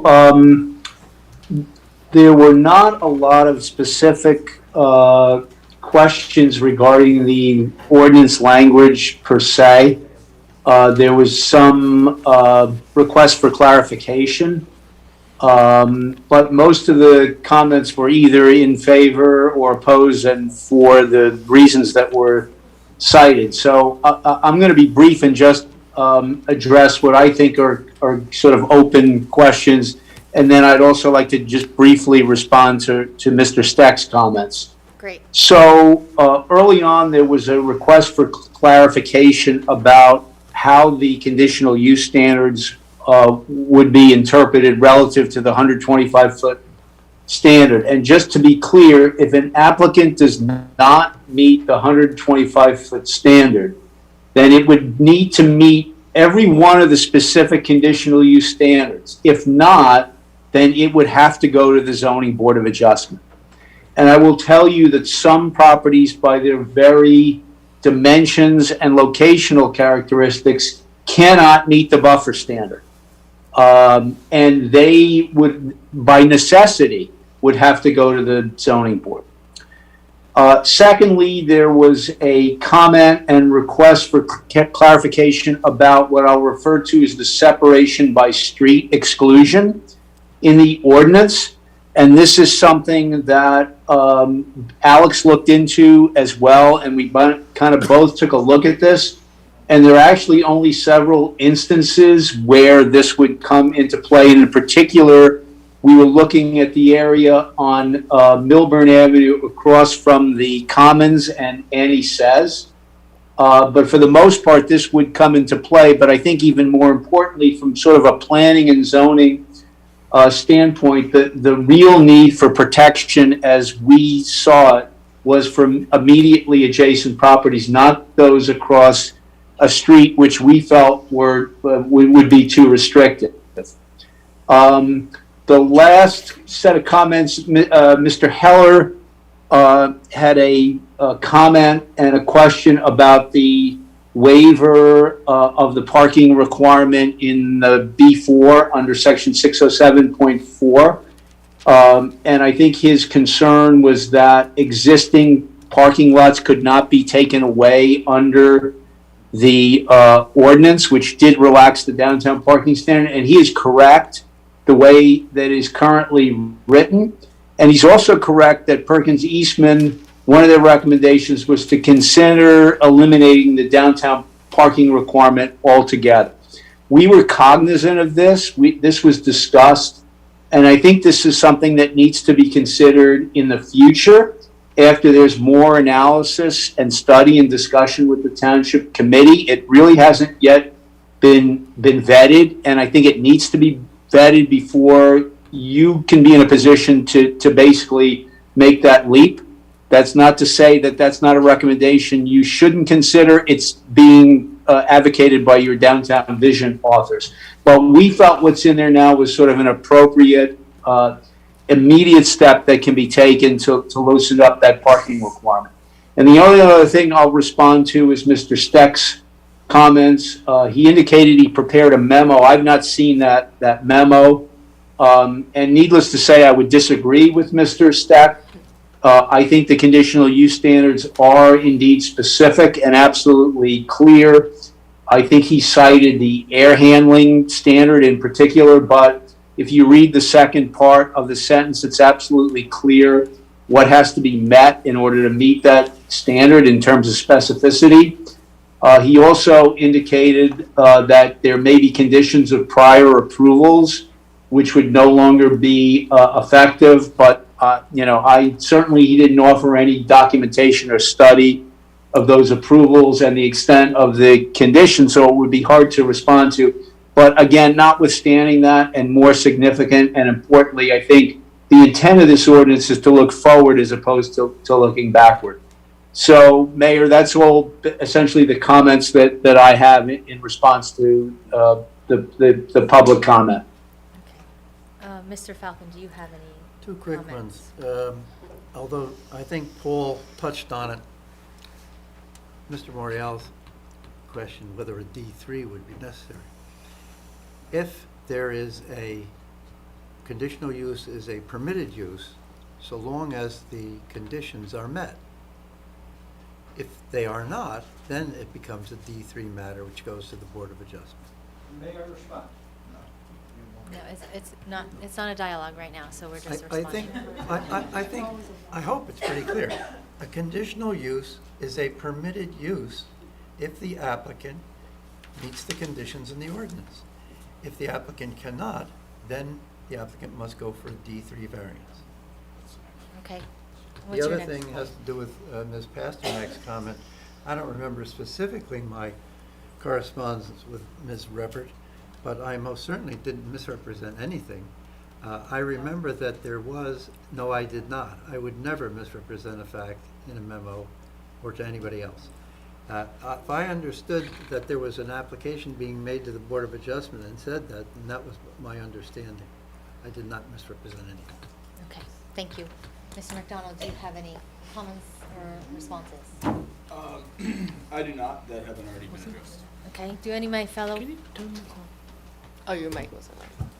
do any of my fellow committee members have any comments or answers to any questions that were put forth? I have a question for Mr. Phillips. For Ms. Sure. Mr. Phillips, if there's 125 feet, the restaurant is coming within that, so it's say 115 feet, and they clear those 6 or half a dozen requirements, they still need to go in front of planning board. Is that correct? Because they are within that 125 feet area. You're muted, Mr. Phillips. Paul, you're muted. Paul, you're muted. I believe that since they are still come under the conditional use initially, if it were the initial restaurant going in, they would still have to go to the planning board. I believe that's the way that Eileen has interpreted the ordinance consistent with the MLUL. And Alex, am I correct on that? Yes, and I think also just keep in mind that various uses have different parking requirements, and so a change in use may still also trip parking requirement that needs to go before the planning board. And now that was a question, and there was a comment is last year when this 125 feet requirement was about to be taken off, this came to the TC here. It was going to be completely taken off, and I went with Mr. Wasserman to the houses there in the back and actually walked and talked to the residents there, and we actually came back, and Mr. Wasserman was kind enough to talk to the other TC member internally here, and they recused it. They took it out and they did not vote for it or vote on it, and I guess you all know about it. And then this year, after a year later, this has come up again.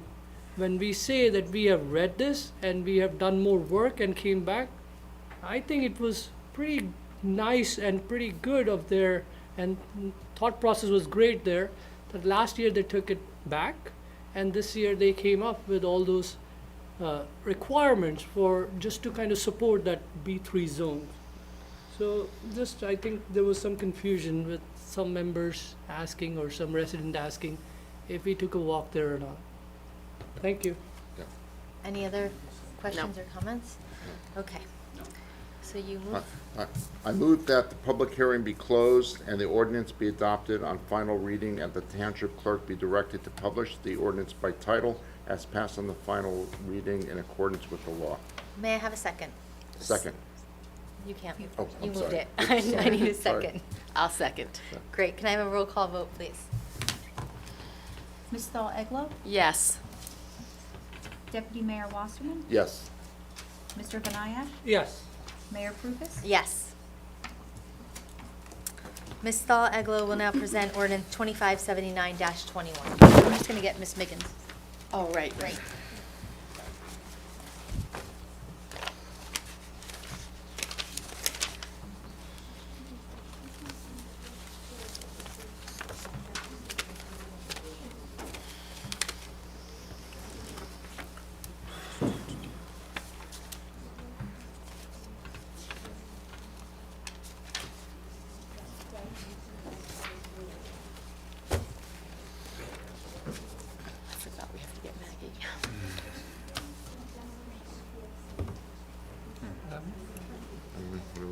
We're waiting for Ms. Miggins to come back into the room.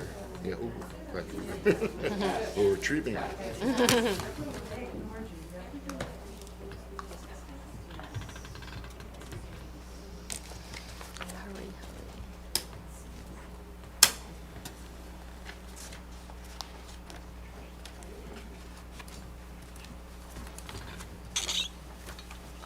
Okay, Okay. Committeewoman Eglo? okay. Where is she? She's coming. She must be coming Welcome back. Okay. I present for consideration an ordinance entitled Ordinance Number 257921. I'm speaking, please. I'm speaking. Bond ordinance to authorize the making of various public improvements in, by, and for the Township of Millburn in the County of Essex, State of New Jersey, to appropriate the sum of $855,000 to pay the cost thereof, to make a down payment, or fully fund an appropriation from the Capital Improvement Fund, to authorize the issuance of bonds to finance such appropriation, and to provide for the issuance of bond anticipation notes in anticipation of the issuance of such bonds. These include equipment for the fire department, apparatus, a cost of $341,000. Did I mix them up? Yeah, this is the Wait, bond hold on. ordinance. Hold Okay, on. so I don't say anything. Okay. Okay. Mr. McDonald? Yeah, so this is the bond ordinance that was introduced at the last meeting, which is for the 9/11 memorial, as well as Short Hills Avenue DOT project and the flex parking removal. All right. And I declare the hearing open. And please remember that you have 3 minutes during public comment. So please be respectful of everyone's time. My name is Jeffrey Feld, 11 Alexander Lane, Short Hills, New Jersey. Regarding this bond ordinance, I have several questions. I've asked for documents through Oprah on June 4th. I still have not received a majority of the responses I have not received. The first one was including a legal opinion whether a certain person whose business is located within 200 feet of the flex parking has a disqualifying conflict of interest. I've heard no written opinion. I've not received one. I think that one thing we have to look at. Because we were not allowed to speak on the bill list, I have a certain question as how this bond ordinance works. $90,000 of it as the down payment has to come from the Capital Improvement Fund. On your bill list, you've been showing for the whole year money's coming from your Capital Improvement Fund. But some of the Capital Improvement Fund is encumbered and some is unencumbered. I don't know how much has been allocated that's unencumbered that can be used for the deposit. Because that also affects the next ordinance that you have. That's the information. Also, the question as to cost. How did the $450,000 get determined? You sent out for bids or quotes. I don't think you received them yet. How did that number come out? There's also a question that we're all talking about. At the last meeting, we had a discussion about two-way streets reconfiguring the downtown. And then there was questions about if we rip out the flex parking, or if we do adopt the two-way improvement, the street flow, do we have to redo the work again? It's like double, triple times. Then there's an issue as to special assessments. As a taxpayer in this town, we paid for it the first time it was put in.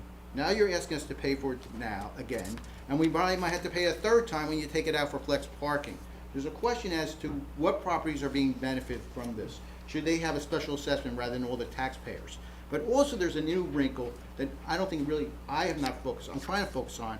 Because of the federal aid that's coming out because of COVID and infrastructure, would monies from federal streetscape improvements be able to be used to pay down this loan?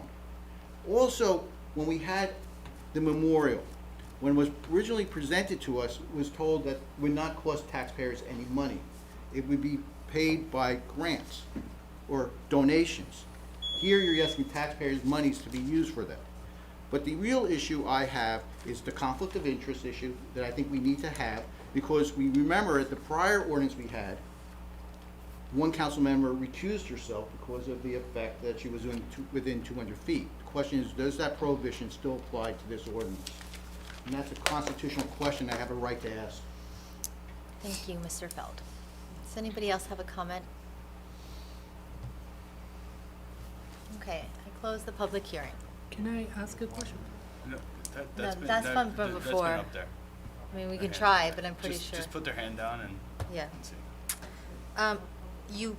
Yes, you can. So I think there is another, and I was confused too. So, and I've cleared this question. This is not that we are going to spend. This is an approval process right now for appropriating or appropriation. When we actually spend on that, there will be another resolution that will come. Mr. McDonald, if I'm explaining it wrong, could you explain it? Well, I think you're pretty much there. Is that it's an authorization to spend. So, in other words, in the DOT project, we are authorizing the fact that there is $300 and some odd thousand that are being applied for a grant. The project may come in at $250,000. Therefore, we are going to authorize $250,000. But this allows up to that dollar amount if it should be that amount. That does not necessarily mean the $855,000 is what's going to be issued in debt. Right. So, and whether we spend on it or not could also be taken off. We can vote no for that project when you come back with that project.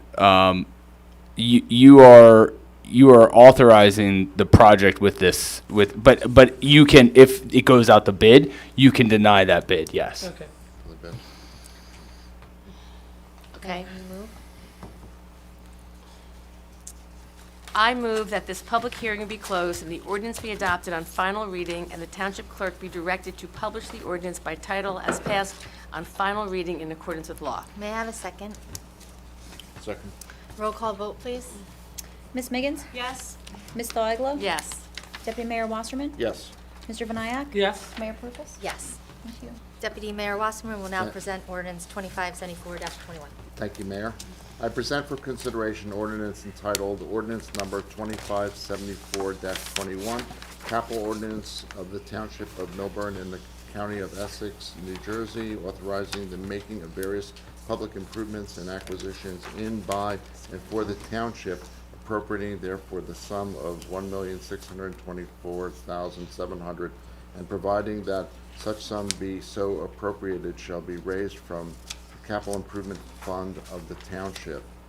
Mr. McDonald, do you want to give an overview of Yeah. what this is? Yeah, as everyone knows, this is an ordinance that was publicized in the wrong paper. We had already introduced this ordinance. However, it was published in the Montclair Times. We reintroduced it now. This is the second reading public hearing on this. This is our general capital improvement fund. This is the money that is budgeted in the 2021 budget for various items such as apparatus, drainage projects, road projects, things like that within the township. I declare the hearing open. Does anyone want to make a public comment? Again, Jeffrey Feld, again, the last time when we had the first and second readings, the first time, I asked a specific question about how it's being paid for. When you look at the budget, when you appropriated monies for this year, it was only 1.5 million. The ordinance is more.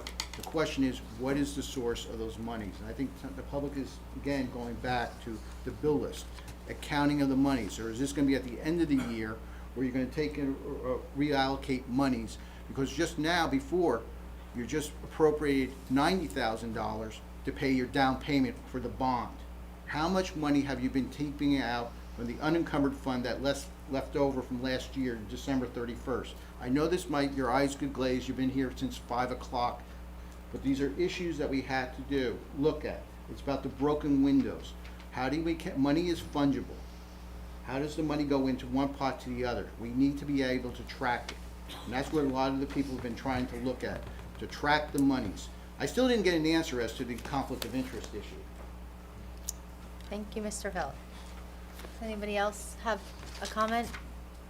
Okay, we declare the hearing closed. All right. I move that the hearing be closed and the ordinance be adopted on final reading, and that the township clerk be directed to publish the ordinance by title as passed on the final reading in accordance with the law. May I have a second? Second. May I have a roll call vote, please? Ms. Miggins? Yes. Ms. Thaw-Eglo? Yes. Deputy Mayor Wasserman? Yes. Mr. Vinayak? Yes. Mayor Prupus? Yes. Thank you. Ms. Thaw-Eglo will now present ordinance 2578-21. I present for consideration an ordinance entitled Ordinance Number 2578-21, Ordinance supplementing Chapter 3 of the revised General Ordinances of the Township of Millburn to include an ordinance to control the presence of rodents and other vermin at retail food establishments. Whereas the Township Committee determined that there is a need to require certain actions by food handling establishments in the township to mitigate the presence of rodents and other vermin that could affect public health. So I think that's pretty self-explanatory. I declare the hearing open. Does anybody want to make a public comment? Okay, I close the public comment. I move that this public hearing be closed and the ordinance be adopted on final reading, and the township clerk be directed to publish the ordinance by title as passed on final reading in accordance with law. Second, please. Second. Roll call vote. Ms. Miggins? Yes. Ms. Thaw-Eglo? Yes. Deputy Mayor Wasserman? Yes. Mr. Vinayak? Yes. Mayor Prupus? Yes. Thank you. Mr. Vinayak will present ordinance 2576-21. I present for consideration an ordinance entitled Ordinance Number 2576-21, an ordinance of the Township of Millburn, County of Essex, State of New Jersey, authorizing the establishment of a government energy aggregation program. Mr. McDonald, you want to just explain a little bit more, please? Sure. This is the ordinance that we had introduced regarding a town-wide energy aggregation program, which is an opt-out program that the township would look to, if passed, subsequently pass a resolution entered into the Huntington Area Aggregation Program and provide additional green energy, hopefully at a lower rate for our residents. Okay, I declare the hearing open. Does anyone want to make a public comment? And Jeffrey Feld, I just want, there's two really questions. The way this program has been presented, we understand the purpose is to get more green sources of energy, but affirmatively, you don't have to, the burden is on the homeowner or the business to opt out of the program. That's the way I understood it.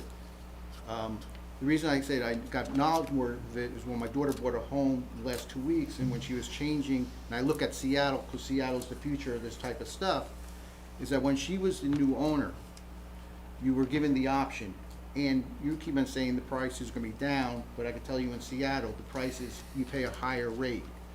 And that, will the homeowner that has the existing system need to opt out? And when someone buys a property, do they have the option to opt out at that time? The question is, why is the burden on the person that likes the energy now to opt out? If you really want to be part of this program, you should be opting in rather than us being forced to opt out. Any other comments?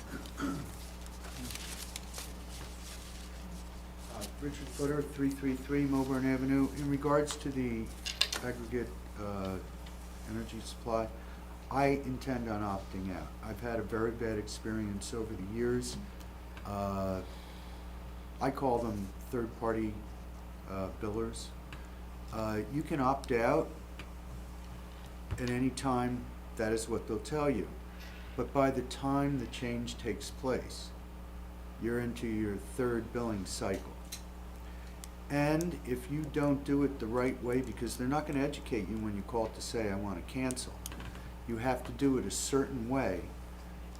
They are not regulated by the Board of Public Utilities. Only the actual utility companies are. So by the time you get done, if you want to opt out, you're into at least two, usually 3 billing cycles, and the price from the actual company could actually go down, and you'll be paying more, like you were on a budget plan. So I had that experience, and they were very cavalier about it. And I did threaten to go to the Board of Public Utilities, and they very nicely said, well, we're not governed by them. So I've never gone with another third-party entity at all when it comes to utilities. And I've watched it. And when the utilities go down in price, these third parties don't adjust their price. And oftentimes, the utilities wind up going below. And I don't own any stock in that. Thank you. May I?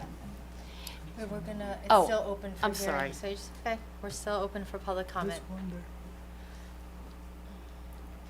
Thank you. Thank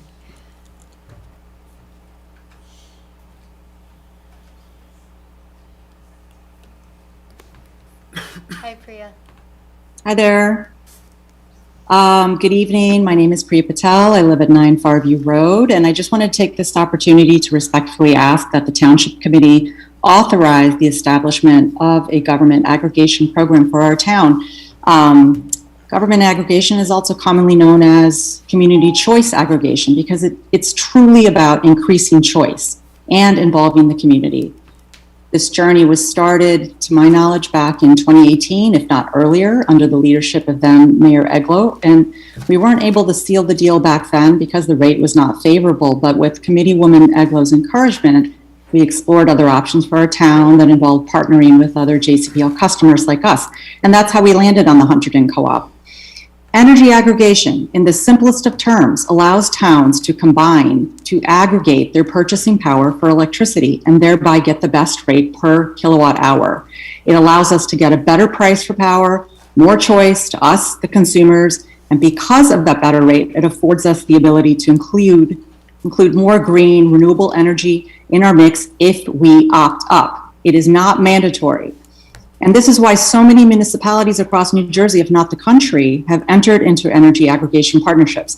It really, truly transcends political ideology, and it enjoys just huge bipartisan support for this reason. As chair of our town's environmental commission, I ask you to take this step forward for our town, as it would represent a really big win, not just for our pocketbooks, but also in our fight to address the climate crisis. Thank you so much for your time. Thank you. Is there anybody else want to make a public comment? Okay, close public comment. Does any other committee members want to make a comment? Yes, I want to thank Priya for saying that so beautifully. And I also want to add that it's not like a third-party biller. It is actually something that our JCP&L rep, Mrs. Bianchi, actually, JCP&L favors this. It is something that's a positive for the community. And I won't repeat everything Priya said because she summed it up beautifully. Does any other members of the committee have any comments? Will we have a type of card or something if somebody wants to opt out of the program that we can help them do that? Where will we put a notice up? Where will we be able to help someone if they wish to opt out? Maybe that could go on our website. Oh, there's a ton of information and education that goes along with these community choice programs and opt-out programs. Yeah. I've been through it. And this company mentioned that they will be always available to all of our residents. Yeah. Okay.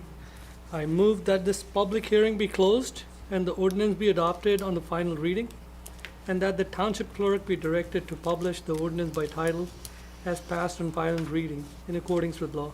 May I have a second? Second. May I have a roll call vote, please? Ms. Miggins? Yes. Ms. Del Eglo? Yes. Deputy Mayor Wasserman? Yes.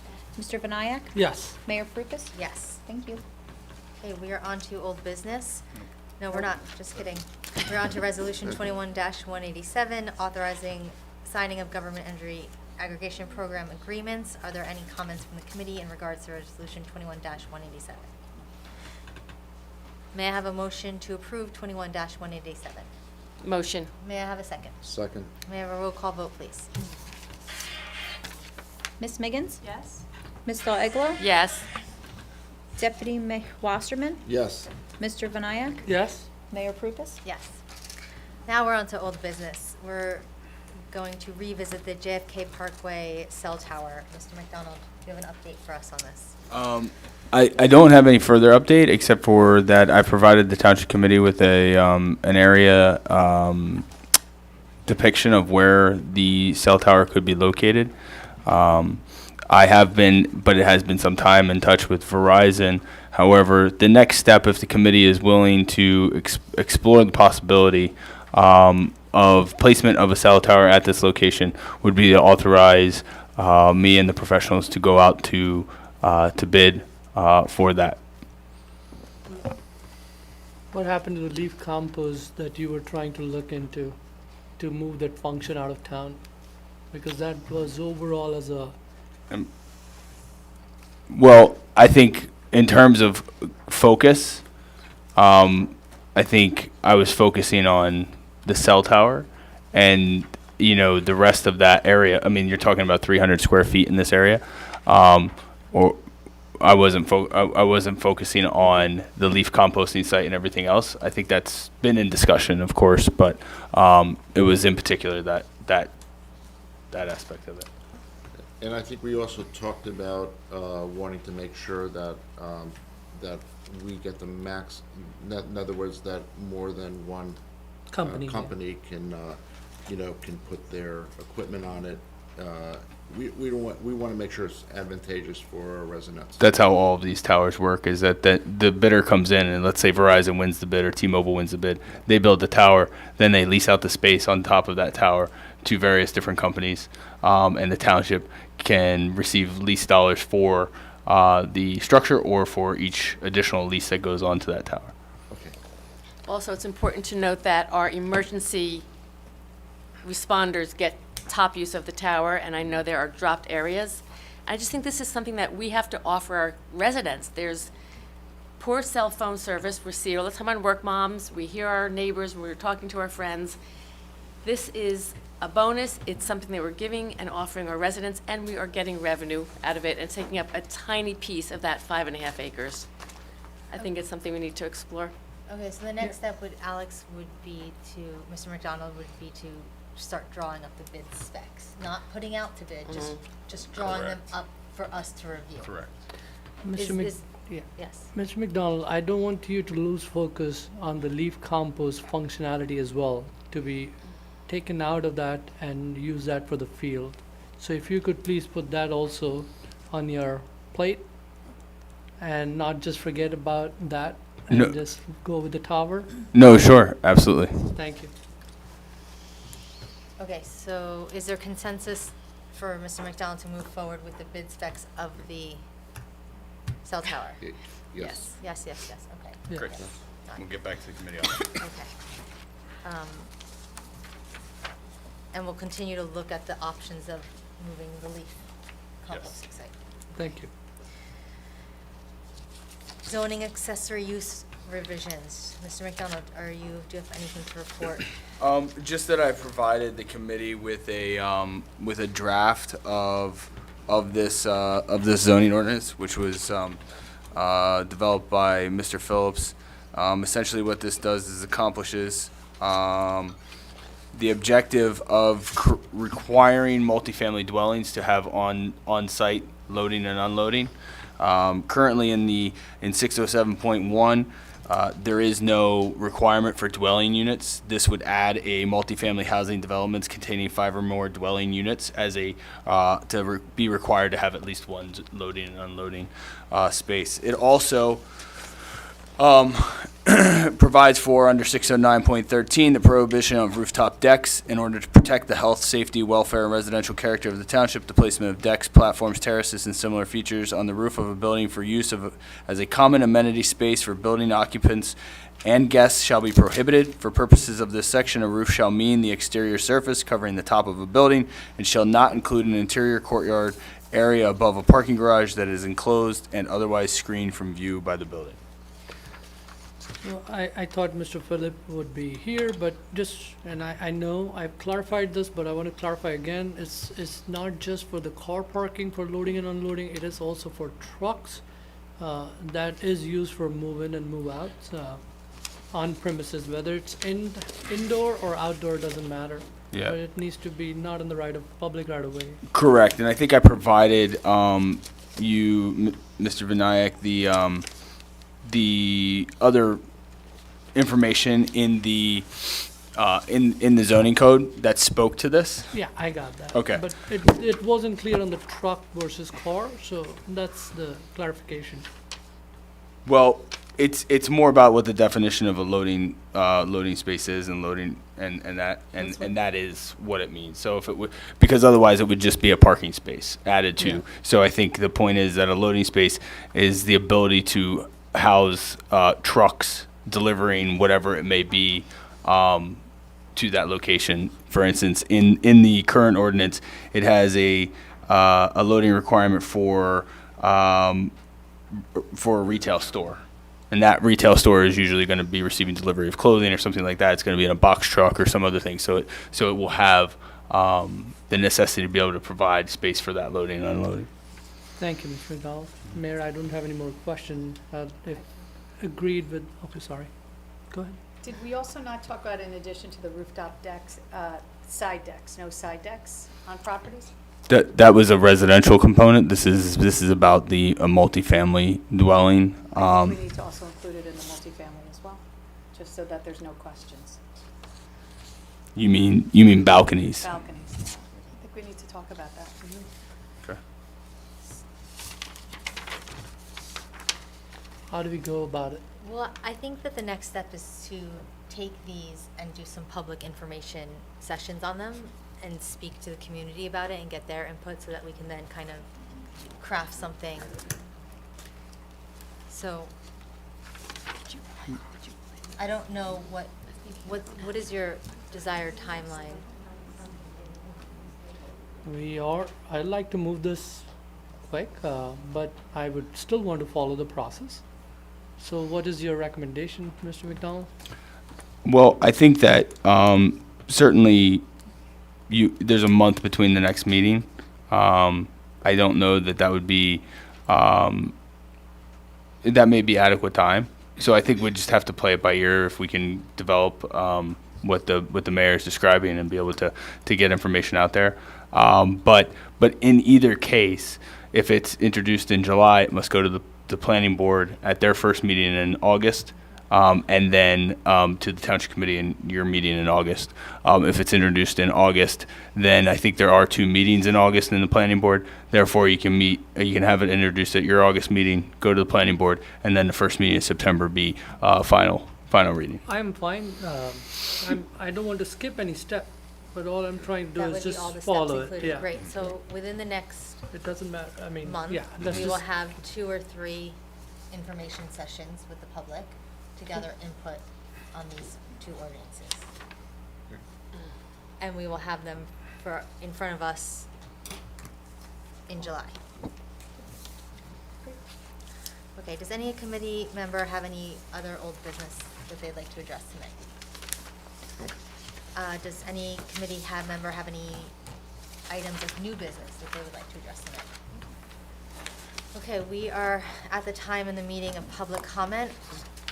So please be mindful that there's 3 minutes allotted. Be respectful of everyone's time tonight. Be respectful that we're all neighbors. And if you'd like to make a comment, please come to the podium. State your name and address. Wayne Owolabi, 46 Maple Street in Millburn. I'm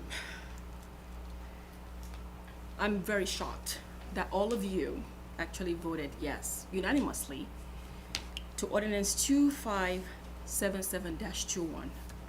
After you've heard from your residents that they don't want this. Tara, you just said now we need to talk more about it. Let's get the residents' input. What is the purpose of getting the residents' input if they're not going to be listened to? And Mr. Vinayak, you actually promised. I mean, you mentioned that you spoke to the residents of Glenwood. When I walked it last Saturday, no one ever mentioned seeing any township committee person speaking to the residents.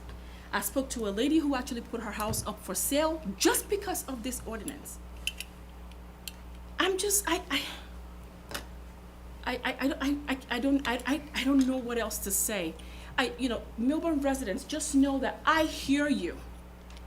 This is not a political thing. This is that you guys don't want any opposition to your voice. You want a one-voice township. And that's what's going on here. When I'm elected, this is not going to happen. I can't believe it. All your residents are here. They're speaking. People are calling in. They're talking about rats. Bacone restaurant, did you go there? If you guys did, you will see rats in Millburn. A well sought after neighborhood that everyone wants to, what are you guys doing? Just listen to the people who elected you. You said just now that we're gonna talk more about it. Okay, we're gonna talk more. You're talking, but you're not doing anything for the residents. You're putting landlords over people who actually purchased a home. I've been here 14 years. I didn't just move into town. And I wonder how many of you still have small children in the schools. We need fields. We don't need a cell tower. We've been managing for how long? We don't need compost in this town. We need fields for our children to be able to play in. Listen, please, just listen.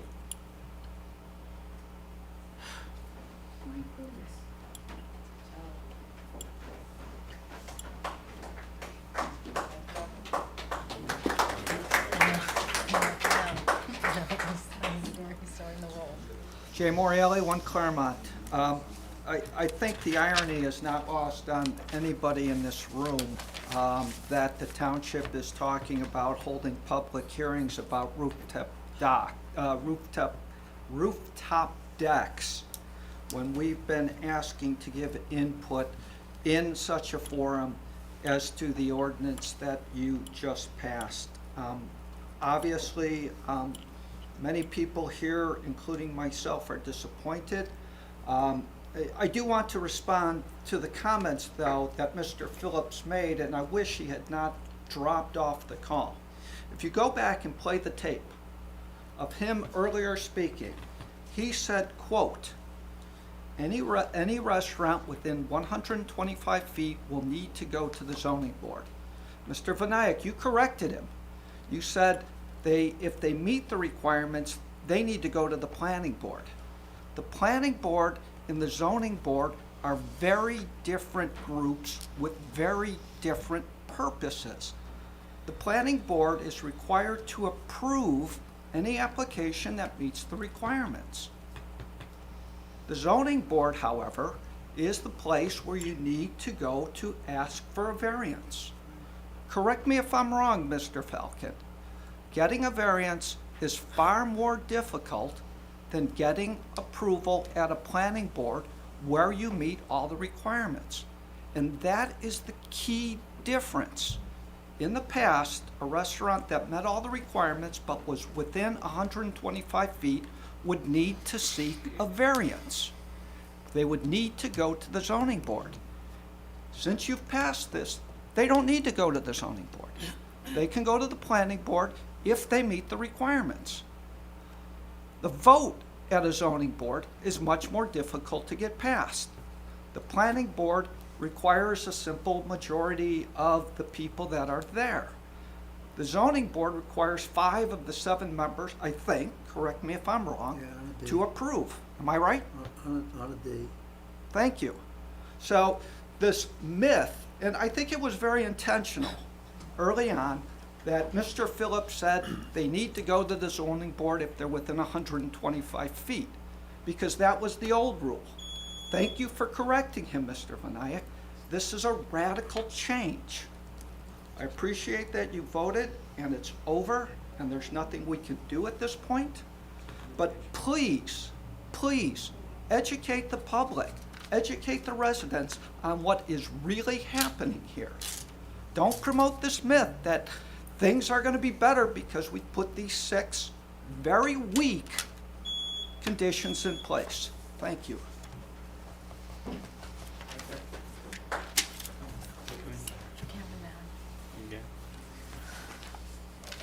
I come in peace.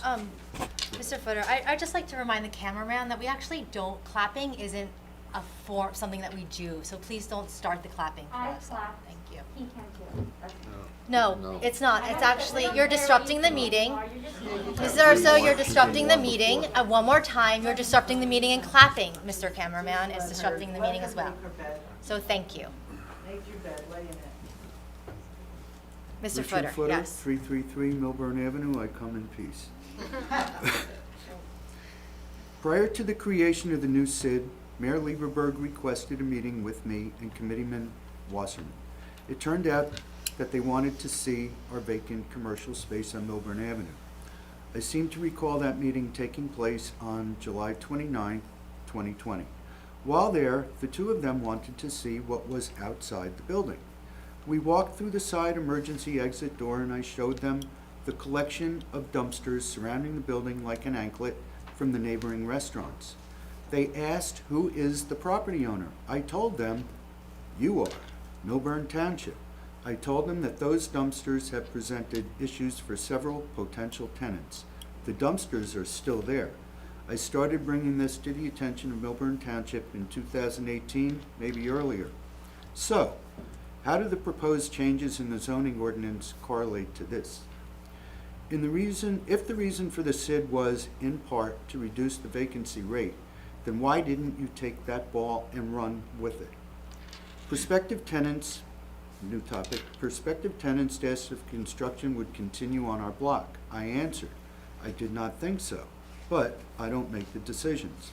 I will not make any false representation, especially to a new business faced with committing to a large investment for fit-out and startup. When asked that question by yet another prospective, I sent them to town hall to ask. They were answered, not at this time. That one walked also. Last but not least, affordable housing became a paramount issue due to the Mount Laurel case, and its most simple interpretation said that if people were good enough to work here, they should be good enough to live here. Somewhere there must be a formula for that. People used to actually get up and go to work. Then during the pandemic, if they were lucky to have a job, they telecommuted. As business reopens, large concerns are planning for a mix. Many offices are contemplating 2 or 3 days in and the rest of the week to be work from home. How does that fit into the affordable housing equation? Do we really need to plan a transit village, sorry Carrie, or a redevelopment with as much additional multiple housing? Has an audit of what malls, other businesses, and various professional concerns project as to what the future in-house occupancy will be compared to the pre-pandemic? A lower number should equate to a lower need within the township. It may be better to serve the community to take the lead and push for a re-examination of what the actual requirement will be if the circumstances have changed while remaining in keeping with the spirit of Mount Laurel and the law. For the record, I am against the changes in the zoning ordinance in all the business zones regarding the 120-foot buffer and the change from conditional to permitted use. There are better ways. Okay, thank you. Thank you. My name is Jeffrey Phil, 11 Alexander Lane. Approximately 3 hours ago, 2 policemen took an oath to defend our Constitution, our state and federal Constitution, and enforce the laws. I am shocked that this board, with the consent of their BA, city attorney, and unfortunately the municipal clerk, took the position that citizens have no right to be heard prior to consideration or official action on any agenda resolution that involves taxpayers' trust fund monies. Last week I appeared in front of the local finance board. Local finance board, which governs this body, they recognize the right of citizens to be heard before official action is taken.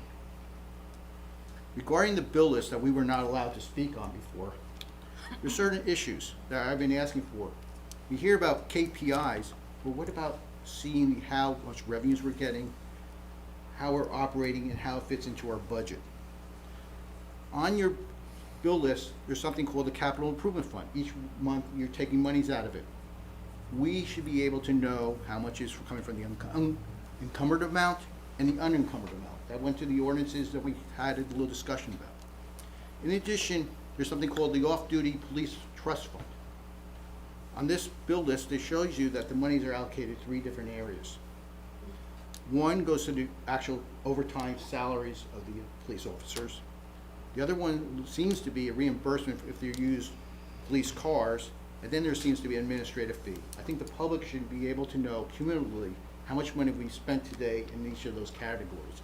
In addition, we should be now known, because you approved the shutdown of the Main Street for the summer.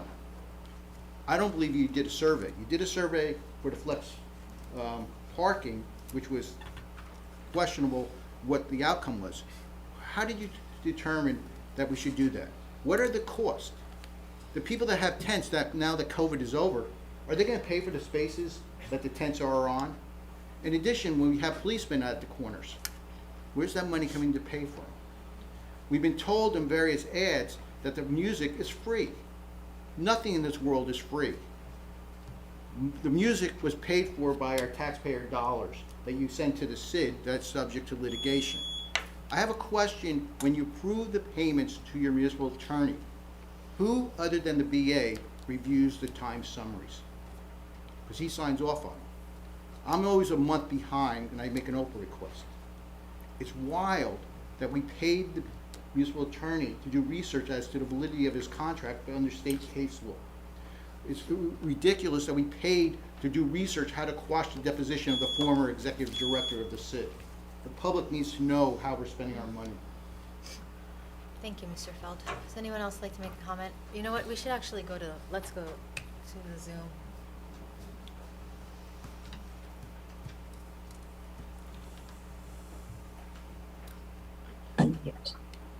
Yes, I think, yes, hello. It's Beatrix Shear, 101 Oakview Terrace.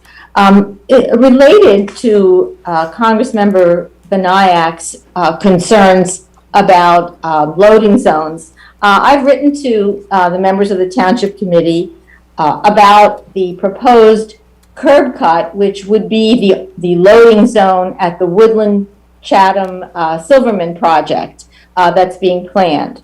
There was no loading zone proposed by the developer, except when the issue came up, there was a suggestion that there be a curb cut on Woodland Road to allow for, I guess, move-in, move-out delivery vehicles, medical transport vehicles. The township would have to approve the use of, or give over, I guess, right-of-way to its sidewalk, to a substantial portion of its sidewalk for this curb cut.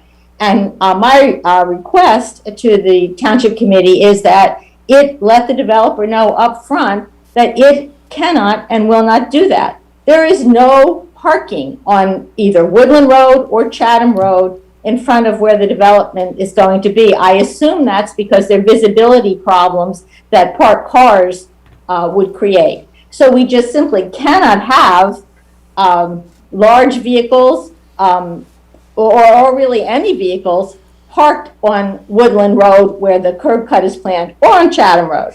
And the developer needs to know this up front so it can plan for a loading zone, which it should have planned for, in its garage, or some other arrangement can be made for a loading zone. Or I guess in the alternative, there will be no loading zone at that property, and delivery trucks, medical transport vehicles, move in, move out will have to be at the closest across the street or wherever they can find to legally park.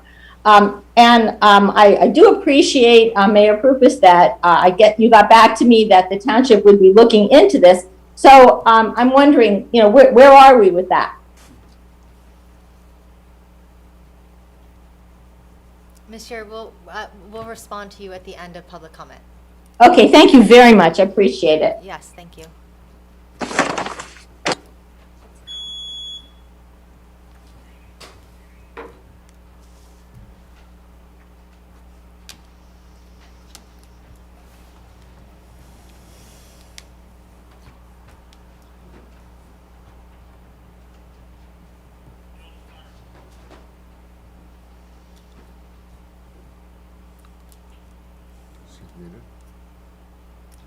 Ms.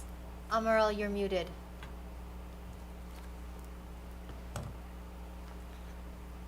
Was the hand raised new? It was? Okay, we'll come back to her. Let's try Mr. Helder. There she is. Oh, there we go. Hello, yes, I was muted. We can hear you. Yeah, I just wanted to second what Owen said. I'm actually very disappointed that the TC still went ahead and approved the ordinance despite 50 plus residents raising concerns. I think I do not understand the hurry to kind of get this approved. You could have dug deeper. I think Tara, you mentioned that you wanted to hear the concerns. I was just wondering if the TC has the ability to reverse their decision and maybe spend another month just going through all the concerns that the residents have raised before this ordinance is put in place. We're only asking for another month, I think, for you to reconsider your decision. Thank you. Thank you.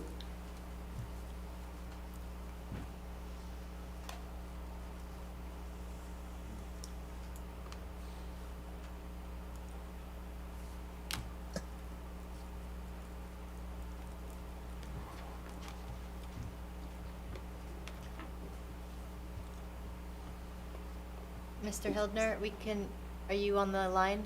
Yes, can you hear me now? We can. All right, thank you. I would, Tom Hildner, 10 Exeter Road in Short Hills. I'd like to make 4 comments.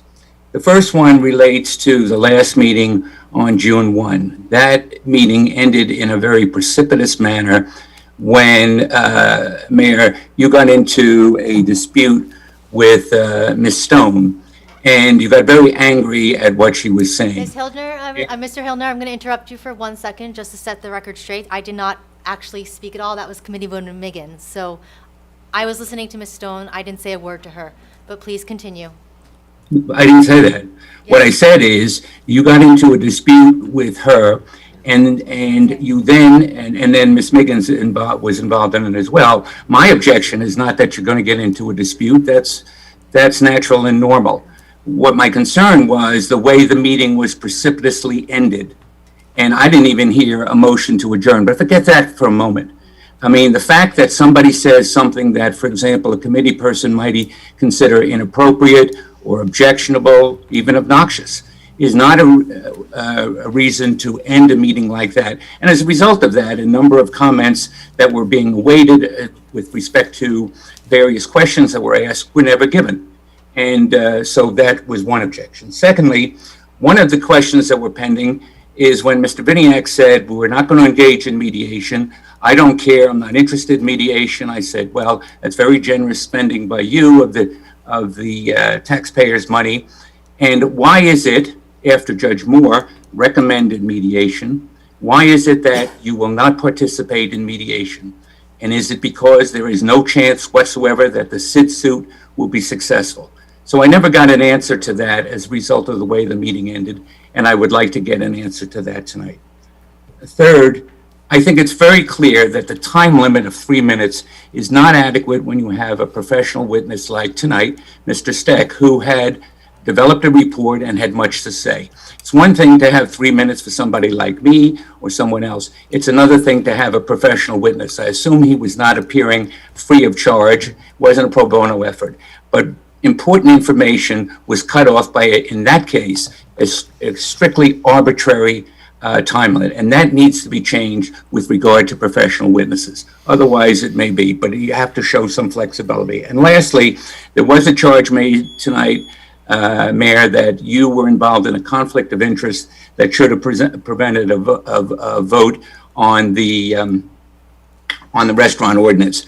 I would like to get an answer as to whether or not you believe you were in a conflict of interest or why you were not in a conflict of interest. I have no opinion on the merits, but I think when that kind of statement is made, or we'll call it an allegation, it should be responded to.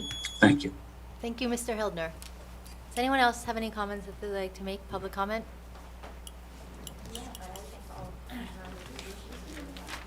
Jean Pasternak, 342 Hobart Avenue. I want to say congratulations to the newly promoted police officers. We appreciate you very, very much and the risks you take on our behalf. Thank you. Please pass that along. I also want to say congratulations to Committeewoman Miggins for her thoroughness and their demonstration of good character when discussing, earlier this evening, one of the matters that you dug into deeply. I hope that you all will learn from that and that you will see that you can represent all of us, not just those you know, that you have personal relationships with, that represent your party. Everybody here has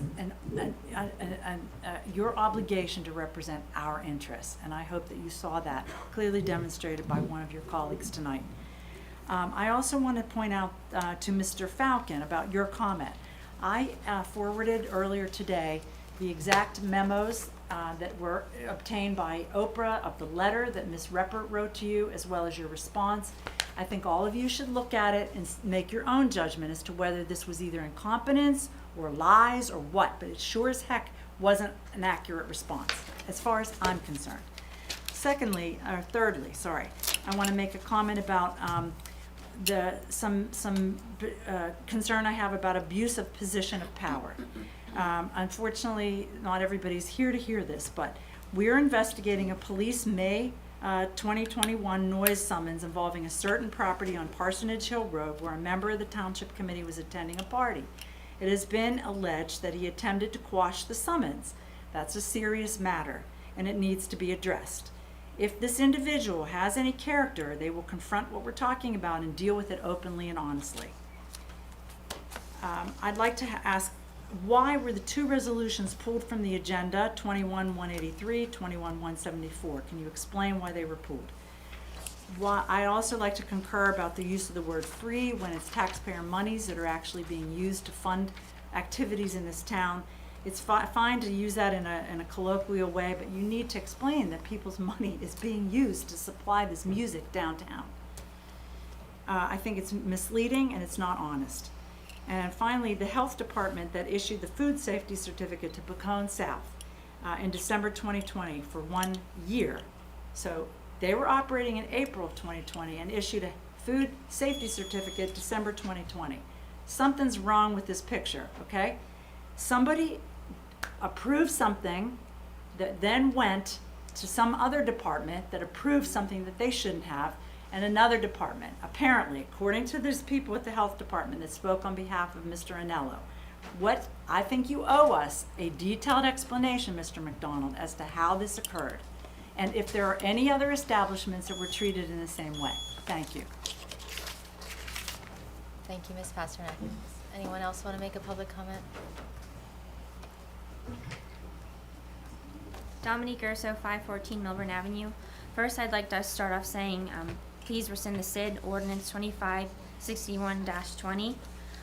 For the reasons, unlike Mayor Prupus, who falsely stated at the last June 1st TC meeting that there are 2 objectors to the SID. That's not correct, as I actually have 7 letters of commercial property owners that are opposed to SID and didn't know much about it. Secondly, payments made to Falcone and Marzini for Bear Properties litigation is shameful when this committee was given the opportunity by attorney and a judge to mediate rather than litigate.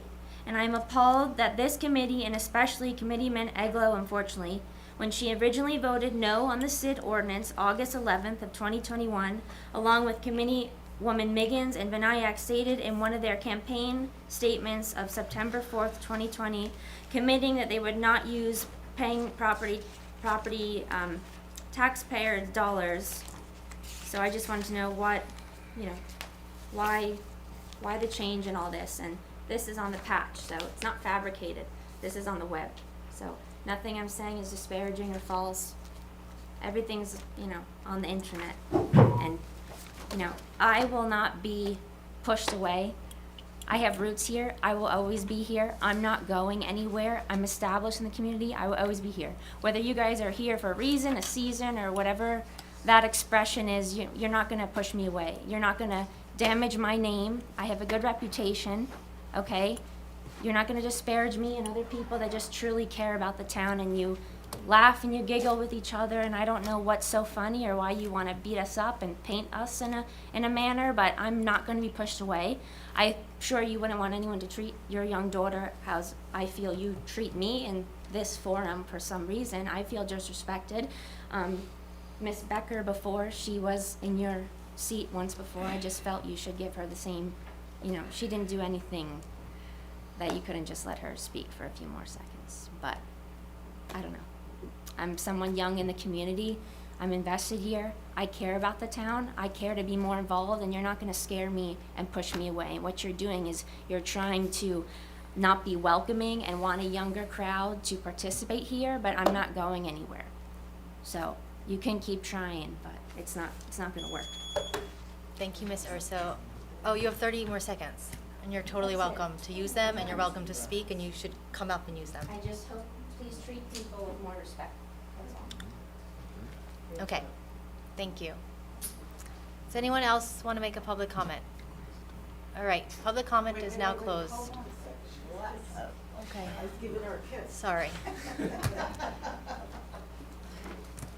Jeez, how fast do you want to hammer that golden gavel? Okay, so congrats to the police promotions. I love when we spend money on the police, especially, I thought they were all here for me tonight, but I was really kind of feeling bad about that. But anyway, on July 3rd, I'm sorry, I want to talk a few issues. There's another 2 weeks, another meeting. Where is the 501c3 letter from the IRS? Did we get the 501c3 for the Special Improvement District? Hopefully you can answer that, Richard, since you're the liaison for that. I also want to address, which I learned tonight, Jean came to my shop because she came to the town hall for the Board of Health meeting, and she couldn't find where the meeting was. So I think that needs to be addressed. She called me, I said, come on over. I hooked her up on the Zoom, so that's why my name appeared on the Zoom and she spoke, so I wanted to clarify that for the record. On July 3rd of 2020, we sent an email to Alex, and on July 6th, he responded that he was going to look into this situation around the footer building, because again, I brought an investor to the building and they were like, what happened? I took a picture even today. It's a parking lot there. God forbid there's a fire truck can't even get into the alleyway of that area, and that is absolutely a fire hazard and jeopardizing all of the restaurants that circle that spot. So you need to really address that. I want to know why the town is allowing 17 prime parking spots by the clock to be empty all week. I have empathy for Academia. I suggested to Alex that you move them to the plaza to give them a fair share so they're not playing chicken with food, crossing the street. It's ridiculous. It's a danger and another potential lawsuit for the town. Frankly, a business and for the liability of the town. So you need to address that, because parking at Charlie Brown's was being used by customers for in and out running in. Unfortunately, someone is now in charge of that, self-proclaimed to be charged. We still don't know what the deal with that is. And on the last note, you called me out, Jean, you, Tara, called me, Jean, Jeff out. There were 20 other people, including the DCA, on that email that you are talking about. You should have called everybody out, so be an equal opportunity offender. You should have called everybody out that was on that, including the state. So you want to just pick the few of us, that's your choice, but we'll be addressing that in the future. Thank you, Ms. Still. Don't thank me. Okay. Public comment is now closed. Do any of the committee members or the professionals would like to respond to anything that was said? I can respond to one thing that Ms. Stone brought up. The SID did not receive the 501c3 yet. We understand that there's a huge backlog at the IRS, and Okay. we're waiting. Anybody else? Yes. I'll just address a few things. One is with regard to, and this is a little while back, Mr. Feld's comments about where the money is coming from for the capital improvement ordinance. That was asked and answered at a previous meeting. When you asked about the budget being only 1.5 and the spend being 1.634, I had mentioned that there's a capital surplus, which money is taken out of to make up that difference. Anybody is welcome to visit the township's website where past audits, past financial statements are located, which will give you the information about unfunded and funded ordinances. The second thing is to answer the question regarding Lot 1 and Caramia. That is being addressed. Next week they will be out of there. That lot will be opened, and it will resume parking, of course, being closed on Tuesday for the farmers market. They are actually going to look to have a parklet. Yeah. That's it. Mr. Falcon, do you have anything that you want to say tonight? I want to follow up with Ms. Shear's comment about the loading zone and the cutout. Do we have any information about that? So I have written down the note there. I think the cutout, and I was in planning board meetings, all those meetings that was done for 85 Woodland. That is a done deal, and that cutout was a part of the negotiation. Ordinance? So ordinance negotiation, whatever that was. But as far as I know, that couldn't be changed, and I actually waited for the voting to happen on that, and after that I brought this in here, so it doesn't impact whatever the negotiation was done there. I was mindful of that, so I don't know, and I don't think there's anything that could be done before this resolution gets passed. Whatever gets done before that may not get impacted by this resolution. There's another, if I can Right, well, comment I on- just want to make sure that we have confirmation that that was part of the settlement agreement and that there's nothing at this point that we can do. I think, I don't want to speak for you. I think that you're referring to the resolution yet to be adopted, approving the application with that cutout shown on the approved plans, that the cutout is approved or will be approved when the board adopts the resolution. I don't think the resolution has been drafted yet, has not come before the board. You had a vote. The resolution's being here. prepared. No, to But the it planning came from board. planning board. That's It right. was, That planning board has not yet adopted a resolution approving that project. okay. And that the approved plans, which you all voted on, which have yet to be memorialized, show that cutout. So I think you're correct. I think, This- subject to us seeing all these documents, that's a done deal, the cutout. Okay. Okay, so your answer is that there's nothing that can be done at this point because it's already been approved. And even though it's the township's right of way, that was what the planning board approved, those That's my cutouts. understanding. You'll Yes. have to see Can what you they check say into that so that we can get Yeah. Ms. Shear, a formal response to that question? Okay. And there's yes. another gentleman who questioned last time and questioned this time again, mediation versus litigation. We are in litigation on that case. I don't think we can talk anything about it. Mr. Kent? Yeah, that's Mr. correct. Falcon? I wouldn't have, I know Tom Heldner knows Judge Moore. Many of us do. He's an excellent judge. There was a case management conference my partner attended, was trying this case. And Judge Moore asked the parties to go back and think about mediation. And after consulting with our client, for reasons that I'm not at liberty or able to discuss because it's in litigation, he reported back to the court that Millburn Township was not interested in mediation. And on the SIT support, last year while campaigning, I wrote the articles, and I've always been in support with SIT. I've never said that I'm not opposing SIT or opposing SIT. I've always been supporting SIT, so I'm not sure the articles that anyone is talking about. I'll share you the article. Sure. Okay. So, but it's always been, my support has always been for business SIT. Understood. Thank you. May I have a motion to adjourn the meeting? Motion. May I have a second? Second. All right, good night, Thank Millburn you. Township. Thanks. That was a long one. No matter what happens, I get from a 10 to 11. Thank you. It's just how it happens. Why? It's